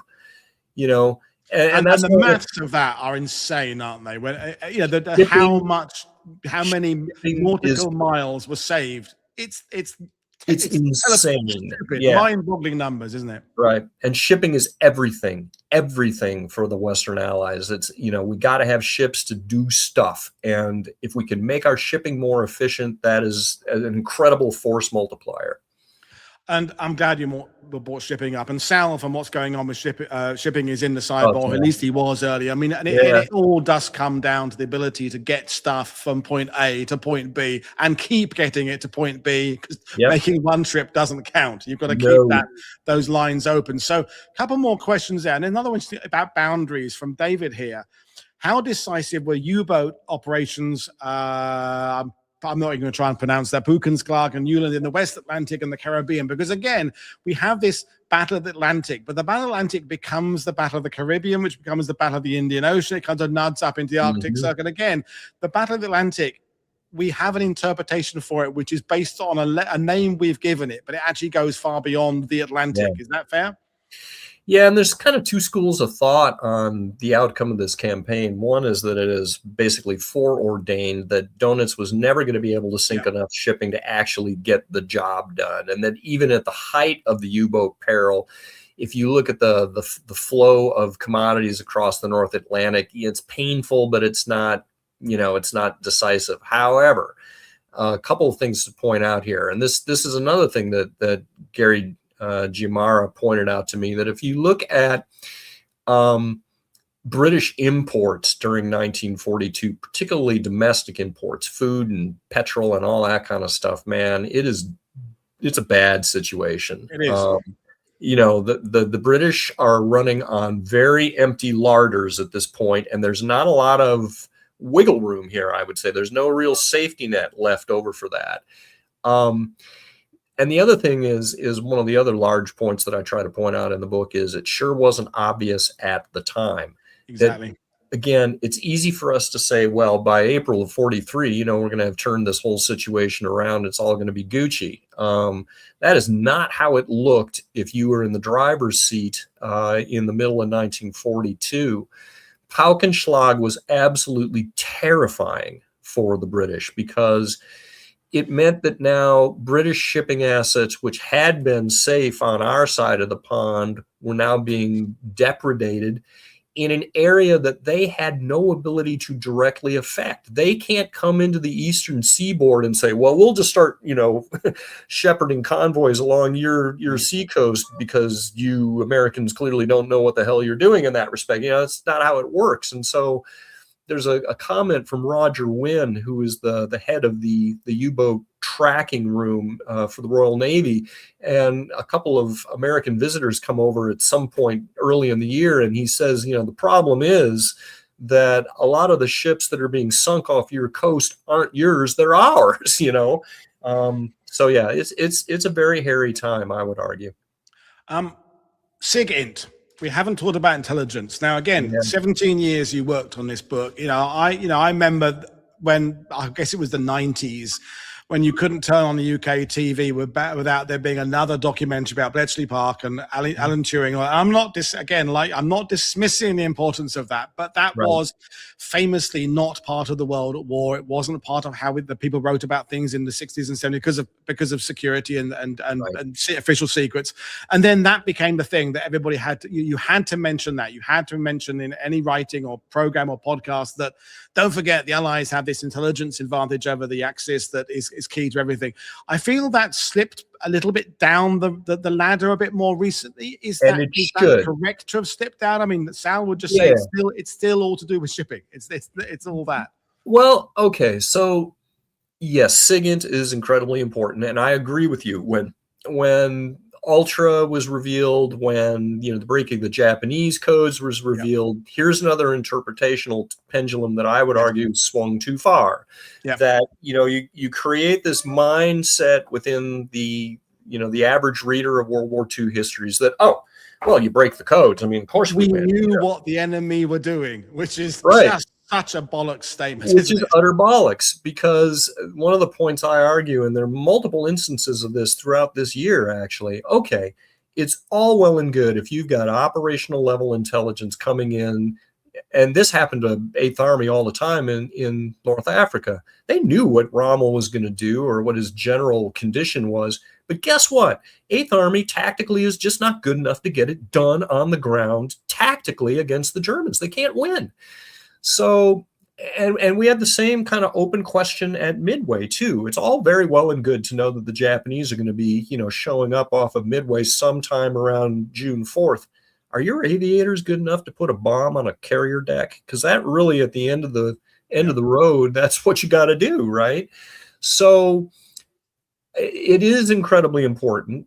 And I certainly would argue that in terms of the shipping war, the break-ins to the German naval codes were important. But of course, in 42, the lights go out for the majority of the year for us because the Germans introduced 4-rotor Enigma, Triton. Bloody cheating halfway through the war with an extra bloody rotor. That's not with fair. An extra bloody rotor. Yeah, right. And not only that, but the Germans have broken British cipher number 3 and are, reading what's going on with our convoy traffic. And so I guess the bigger picture answer is there's a nuance here. It was an important advantage, but at the tactical level, we've still got to be able to, again, demonstrate a sufficient level of fluency and proficiency at the tactical level that we can get things done on the battlefield against Axis forces, which are very, very good.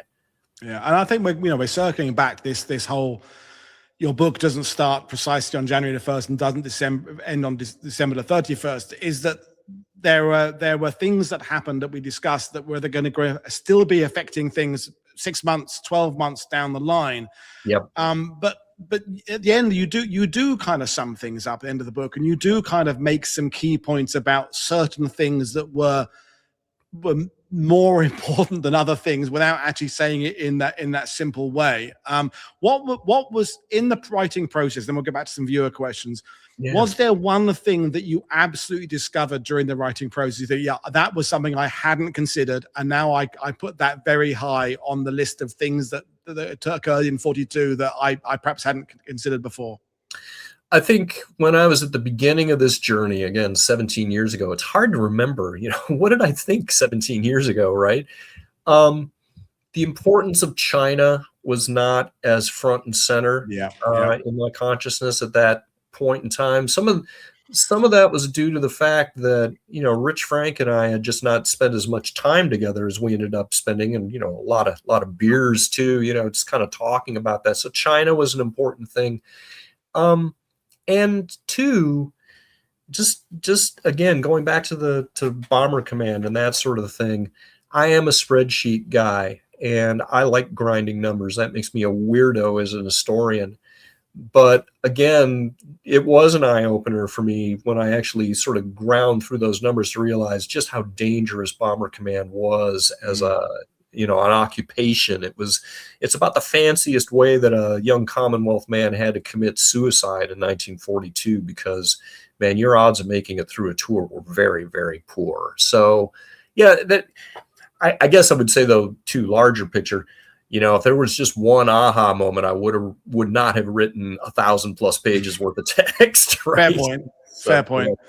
A couple of specific questions. Robert is asking, if Admiral Fletcher was still in command of U.S. carrier forces in October 42, does John think he'd have done better at Santa Cruz than Kincaid did?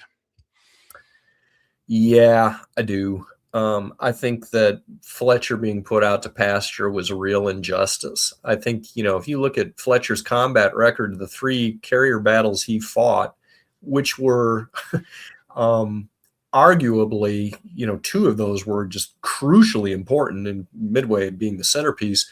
He sinks 6 enemy carriers for only losing 2 of his own, and he wins these, 2 very important battles. If that's not a winning record, I don't know what is, So yeah, my money would have been more on Fletcher than Kincaid at Santa Cruz for sure. Thank you. Cliches. I mean, as a Brit, I think of Australians as the diggers with the slouch hats in shell scrapes in Tobruk and then battling their way, shirts open through the jungles and blah blah blah. But someone made the point.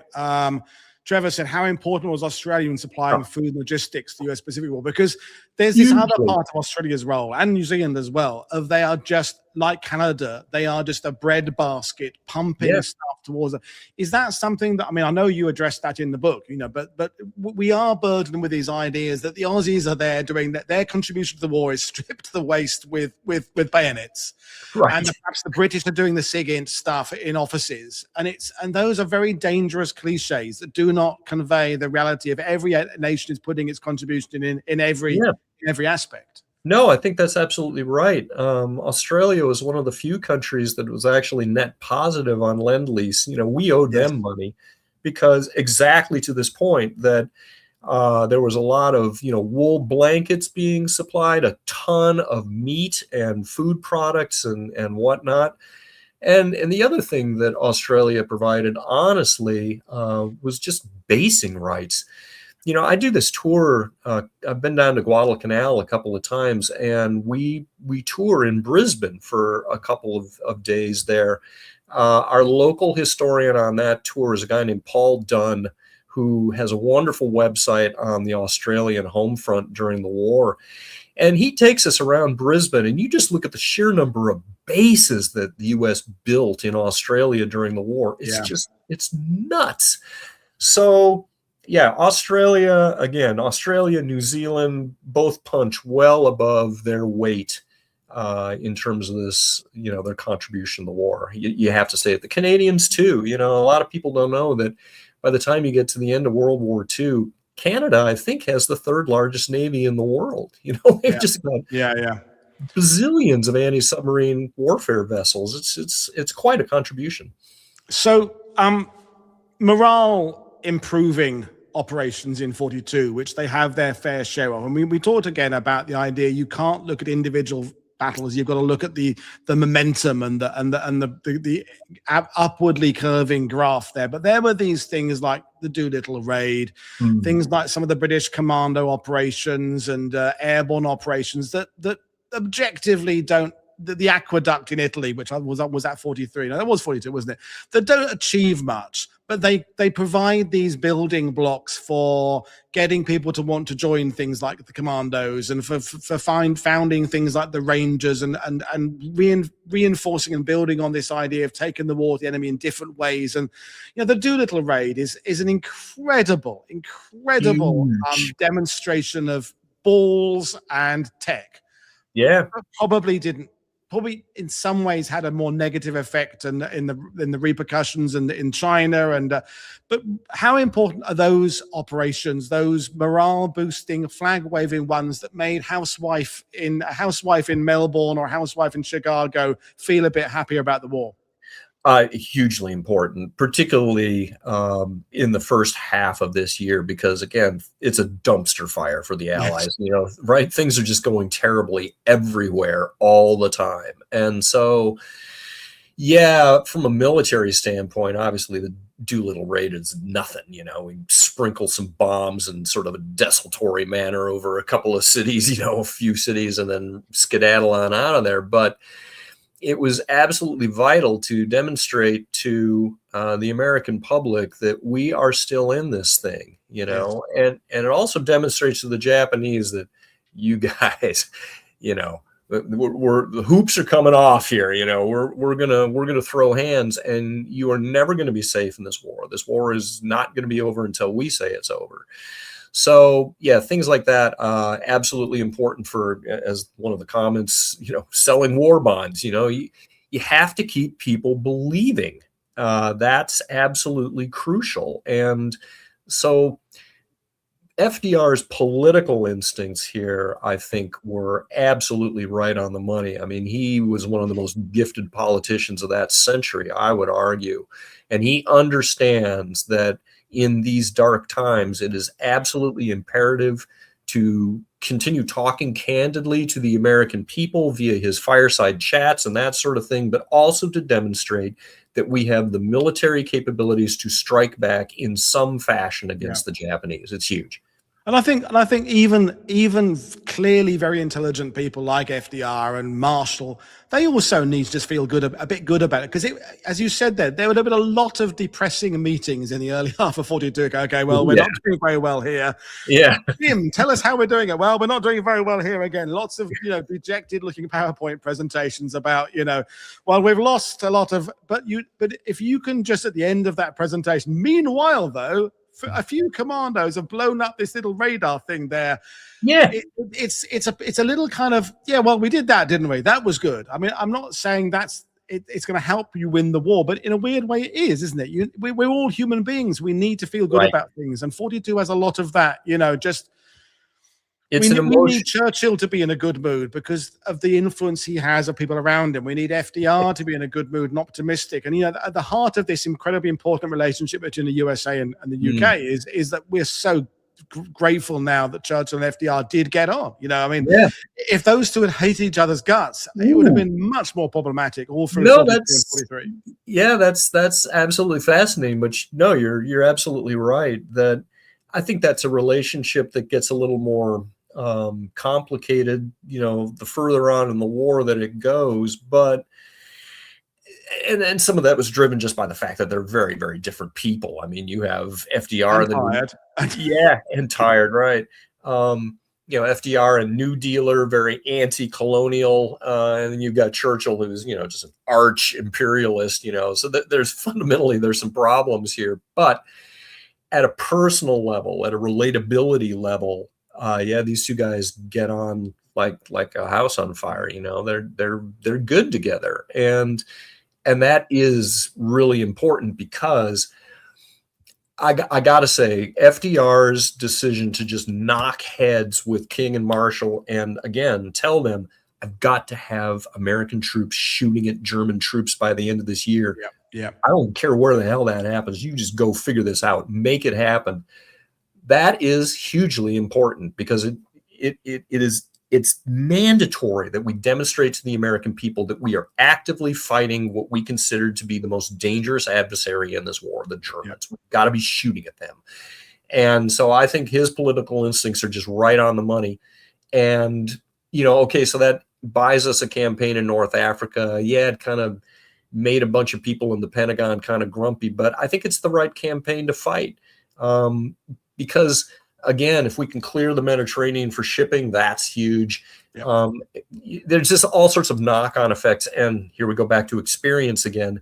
We've got to get some of our divisions into combat and figuring out, what is the Wehrmacht like? What's it like fighting the German army and air force? And I think Rick Atkinson is right on the money when he says that North Africa was a good place to be lousy in. Yeah, that's a good one. I mean, so moving on a little bit more, we've got 20 minutes or so to go, maybe. In 42, it's fair to say the Allies are mostly reacting to what the Axis are doing. The Japanese have just spread themselves out over a huge part of the globe, as have the Third Reich. And then by 44, the Germans and the Japanese are reacting now to what the Allies are doing. 43 is sort of a transition period. Yeah. Is it easier if you're a commander to have to react, even though you're the lesser, you've got less stuff, and you're still not got the advantage of production? But is it easier to make decisions when you're simply reacting to what the enemy are doing than it is when you have all the options at your disposal and you get by kind of late 43? Well, we could go this direction or we could go this direction, because then you get democracy rearing its ugly head. That's a really interesting question. You're right. I mean, we had a much smaller kit bag of options to pick from when we were on the defensive. Yeah, I think you can say that it's maybe easier, but it's obviously much less emotionally satisfying. Yes. And that, I think, is another one of these great sort of sub stories that's going on, particularly in the Pacific. I think the impact of Ernest King on not only Pacific strategy, but then Anglo-American strategy as well is profound in this year, and that he is often overlooked. That dude was the architect of everything good that happened to the Allies in the Pacific. And I give him credit again, I referred to this notion of it was no longer Germany first. It was Germany mostly first after about July in 1942. That is all King's doing.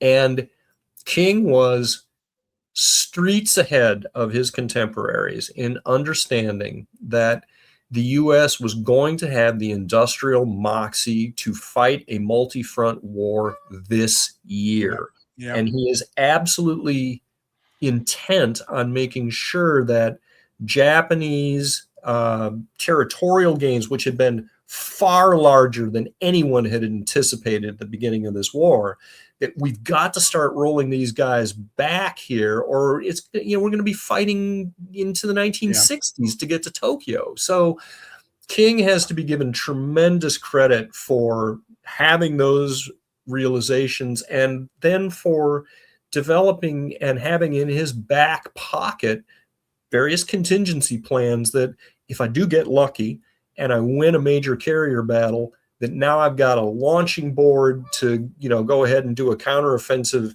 And it may be in a place like the Solomons. He was very flexible. He had a lot of contingency plans kind of built in.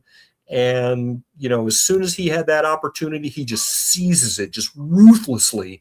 That 2-month period between the end of the Battle of Midway and the beginning of the Guadalcanal campaign is breathtaking in how quickly he seizes that initiative and moves to start rolling. I think that's been the fault of us readers of history, in a sense that when we've heard of the Germany first thing, we've pictured like Admiral King like locking the door to the Pacific Theater and letting cobwebs grow over it. Well, of course, that's not how it was, is it? He's standing in the doorway with the Pacific room open and the European war, and he's hovering over both and realizing that he can't just neglect one in favor of the other one, that they have to work in tandem. And indeed, the whole geopolitical thing worldwide as well, as you say, because he's juggling, China's involvement, as is Marshall and all that as well behind the scenes. I mean, in a sense, King and Marshall were doing what you're doing with the book. They are trying to don't pin me down to thinking about a theater, because that's not my job. I'm thinking about the globe. I'm thinking about how, in the case of Marshall, the US forces will be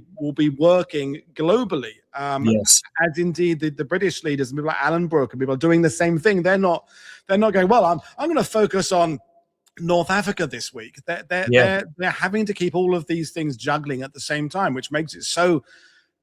We can be very harsh on these people. I think you made that point earlier.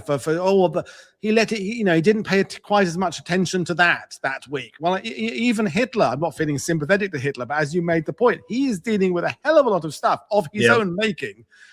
But clearly, it means decisions will sometimes suffer. Decision making.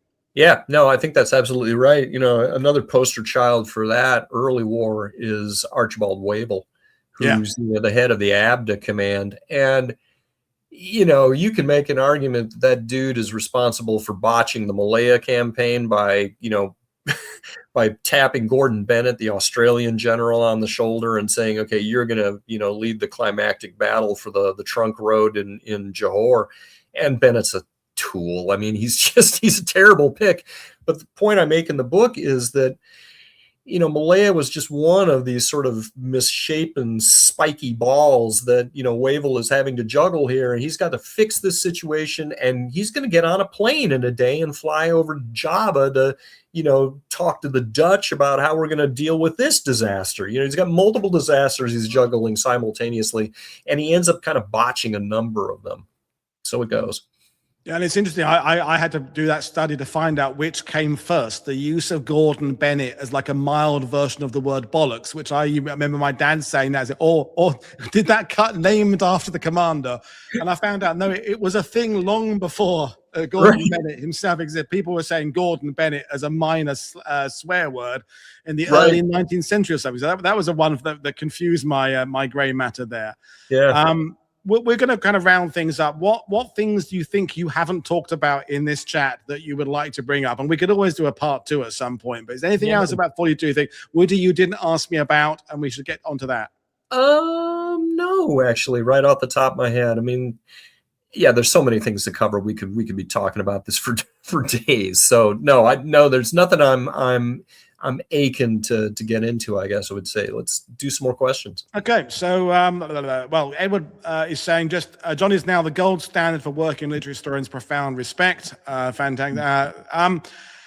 American ship, we go back to the Battle of the Atlantic. I just been watching the Tom Hanks thing that you're a part of. I hope I will still be a part of it in the net for future episodes. We'll see. But that big point they make there about America putting its shipping into, extending its coverage across the Atlantic there as being pivotal in the Battle of the Atlantic. I don't go quite that strongly on it myself. I think it was a bit dismissive of Canadian contributions, but there is.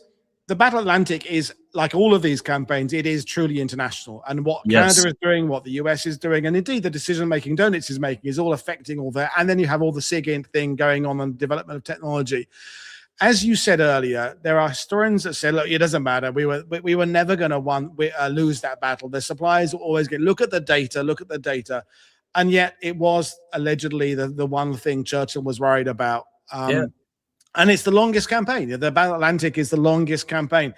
Are we close to getting to where we can look at that campaign in a balanced kind of way? Because it absolutely doesn't have, I don't think it has those pivotal turning point moments. I mean, yes, we use the happy time, but it's a long, drudging, attritional, data and mathematics based campaign, which doesn't sound very exciting. Are we close to understanding the Battle of the Atlantic? That's a great question. I don't know. I honestly, that is one of the enjoyable parts about World War II, just in general, is that the final word on any of these campaigns is never really going to be written, right? There's always new stuff that we can be learning about this particular one. But my particular bugaboo on the Atlantic. And this is another sort of pushback point. I think that sometimes King gets a rather uncharitable treatment from British historians, but also Americans too. I mean, I look at Michael Gannon's book, Operation Drumbeat, which just excoriates King. Describes what happens during Paukenschlag as the largest naval defeat in this country's history, and blah blah blah blah blah. And one of the things that I think often gets lost in that discussion, again, is a more holistic approach to what was happening in the Atlantic as a whole. It's not just a shipping war. It is also a power projection war, in that the British are very concerned, and understandably so, that, Tirpitz is lurking up there in the Norwegian fjords, and their King George V battleships don't stack up against her particularly well, and so they would like to have an American battleship up there. The carrier Wasp was up there up in Scapa Flow for a number of months during the early part of the war. We do Operation Ironclad, the capture of Madagascar. That happens in the middle of the year, and so the Brits are off. We're going to go do that, and in essence, they kind of say to the U.S. Navy, could you mind the store while we're gone, capturing Madagascar? And also simultaneously, we are still transporting over large quantities of American troops to Great Britain to backfill a troop presence there, so that the British can be taking their troops out to, put out fires in Asia and also North Africa. So all of these things end up creating escort commitments for the U.S. Navy in places that are not directly associated with protecting shipping off the eastern seaboard of the U.S., and so that aids and abets Donitz in his ability to then depredate, shipping along the coast. But all of these pieces are interlocking.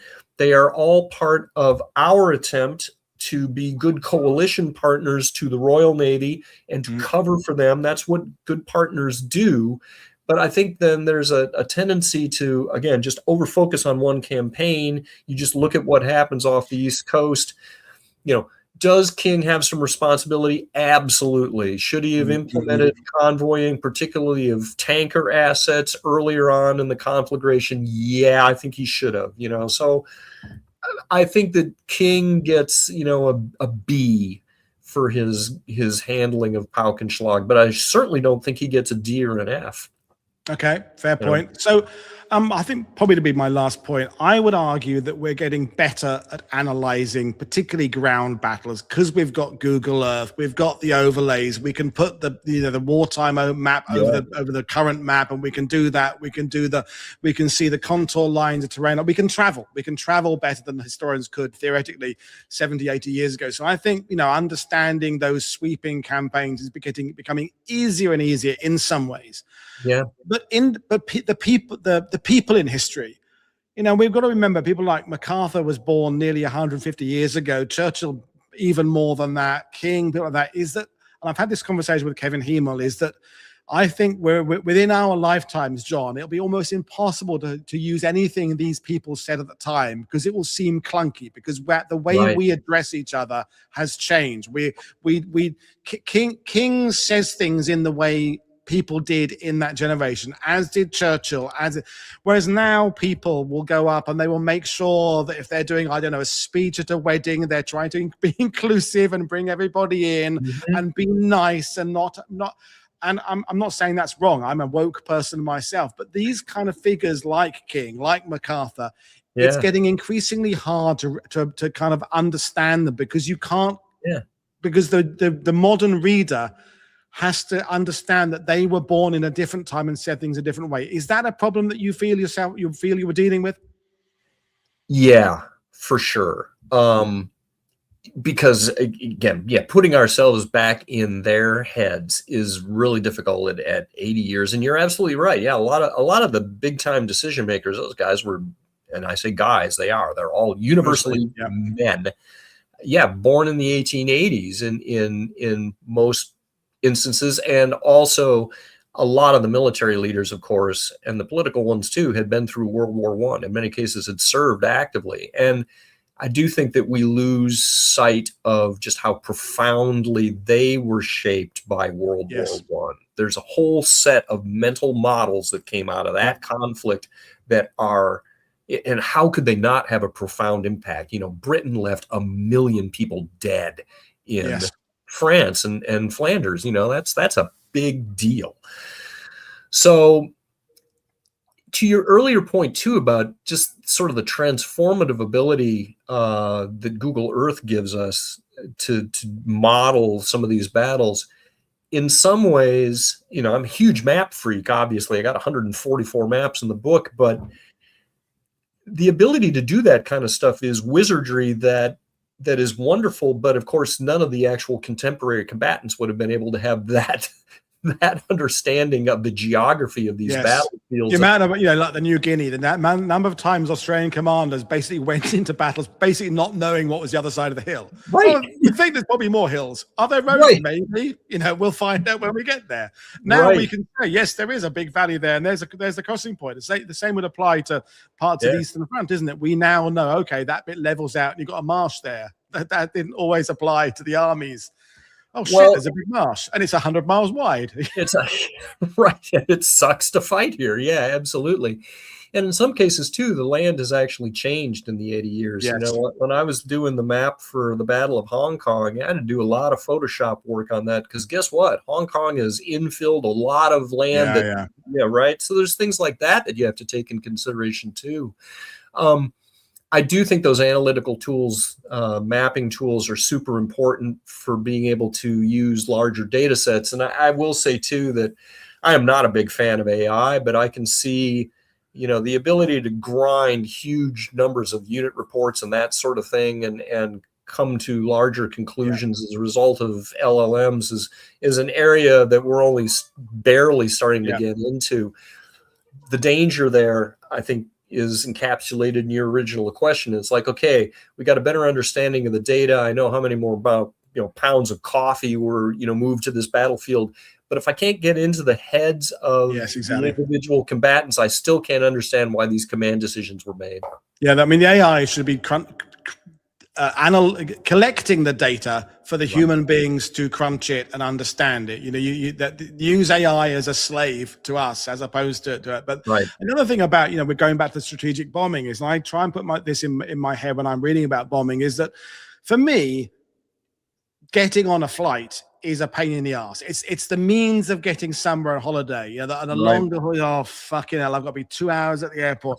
All of these people that were advocates for air power, they grew up when it was air power and aviation was about the most exciting thing in the world, wasn't it? It was the right.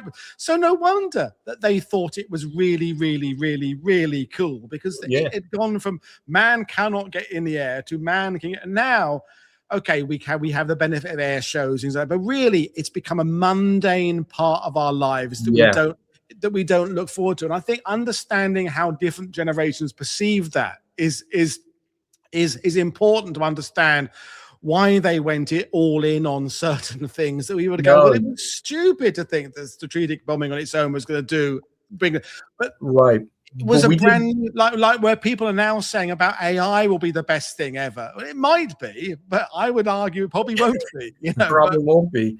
No, I think that's absolutely right. I mean, if you were a smart, technically inclined young man in the 1920s or 1930s, you wanted to fly. Everybody wanted to do that. And I hate to say it, but I think that that's one of the ways that, you know, Bomber Command is able to keep its recruitment rate up, even though the attritional numbers are absolutely terrible, because there is a glamour factor associated with just getting in an airplane. Doesn't go away, even with the newspapers being full of obituaries of young men. Jesus. I mean, I've had guests on my channel whose fathers are still rushing off to join the RAF in 1943 and 44, and you go, have you not read the newspaper? I mean, I'm not laughing. I'm not laughing at their deaths, but that excitement they had for the idea that they could go into the skies and be part of the war from the skies was still there for those guys. Whereas us old cynical people are going, what the fuck are you doing? Just get a ground job somewhere. Right, right. Just be a clerk if you can. And that too informs this sort of almost religious zealotry that you see in the upper officers of some of these air forces, you know, U.S. Air Force and or the Army Air Forces at this time, of course, and the RAF as well, that they speak with the conviction of the recently converted, you know, and believe that they can do things that have never been done on the battlefield before. And you can kind of understand why, because if you look at the technological transformation that occurs from the time of the Wright brothers' first flight, you know, up to, you know, here we are in the early 1940s, and now we have multi-ton aircraft that can fly hundreds of miles an hour with ranges of, you know, hundreds and thousands of miles in some cases. That sort of coming up the technology curve, that is unprecedented. And so as an air power advocate, you're kind of within your rights, I think, to say, well, yeah, we can do revolutionary things. You know, 20 years ago, we couldn't even get up in the air. You know, Lindbergh's flight across the Atlantic happened 15 years before this war. It's like that thing, you know, so how do you know someone's a vegetarian? Don't worry, they'll tell you. Or that they do Pilates or whatever. Is all those people, you know, the Billy Mitchells, they couldn't wait to get to a conversation about air power. That was the thing they wanted. You're going to invite that general, he's going to talk about fucking aircraft again. That's what the 1930s was, and it was happening in Japan and Germany, maybe with a glider focus in Germany. But that was what they wanted to talk about, because that was the thing they thought was the thing that was going to change the world, which it did, but not quite in the way that they predicted. Well, Jon, it's been absolutely delightful talking to you. We will book another one, because we haven't even scratched the surface. Folks, I'll hold up my copy of the book again, and Jon will hold his. Several people have bought copies while you've been talking, so that's it. And but don't try and don't take it in the cabin for a flight. Yes, don't take it on the plane. Be very careful if you read it in bed. I don't want to hear the injury reports if it falls in your face. It is stupid heavy. When Mag broke her back, we bought one of these devices to sit in the bed over with like a platform on it. I'm going to use that there while I sit it on in front of me, because I'm not going to get some wrist injury. Anyway, folks, we'll talk. We'll talk again with Jon. You'll be doing other appearances. We have ways in September. People are looking forward to seeing you speak there. And as always, good luck with all the unauthorized Pacific stuff that you keep on doing. Good luck with all Chad. You were going to get me on to talk about Malaya and stuff. We'll do that. We'll do that. Yeah, no, you're still on our radar list. Seth and I just had lunch just last week, and we've got this thing we call the pile, which is all the topics. And you're very much. We can talk about Gordon Bennett and all that kind of British slang stuff that influences things. Yeah, brilliant. So, folks, enjoy your weekend. Enjoy the World Cup. I will see you all next week. Cheers, everybody. Bye.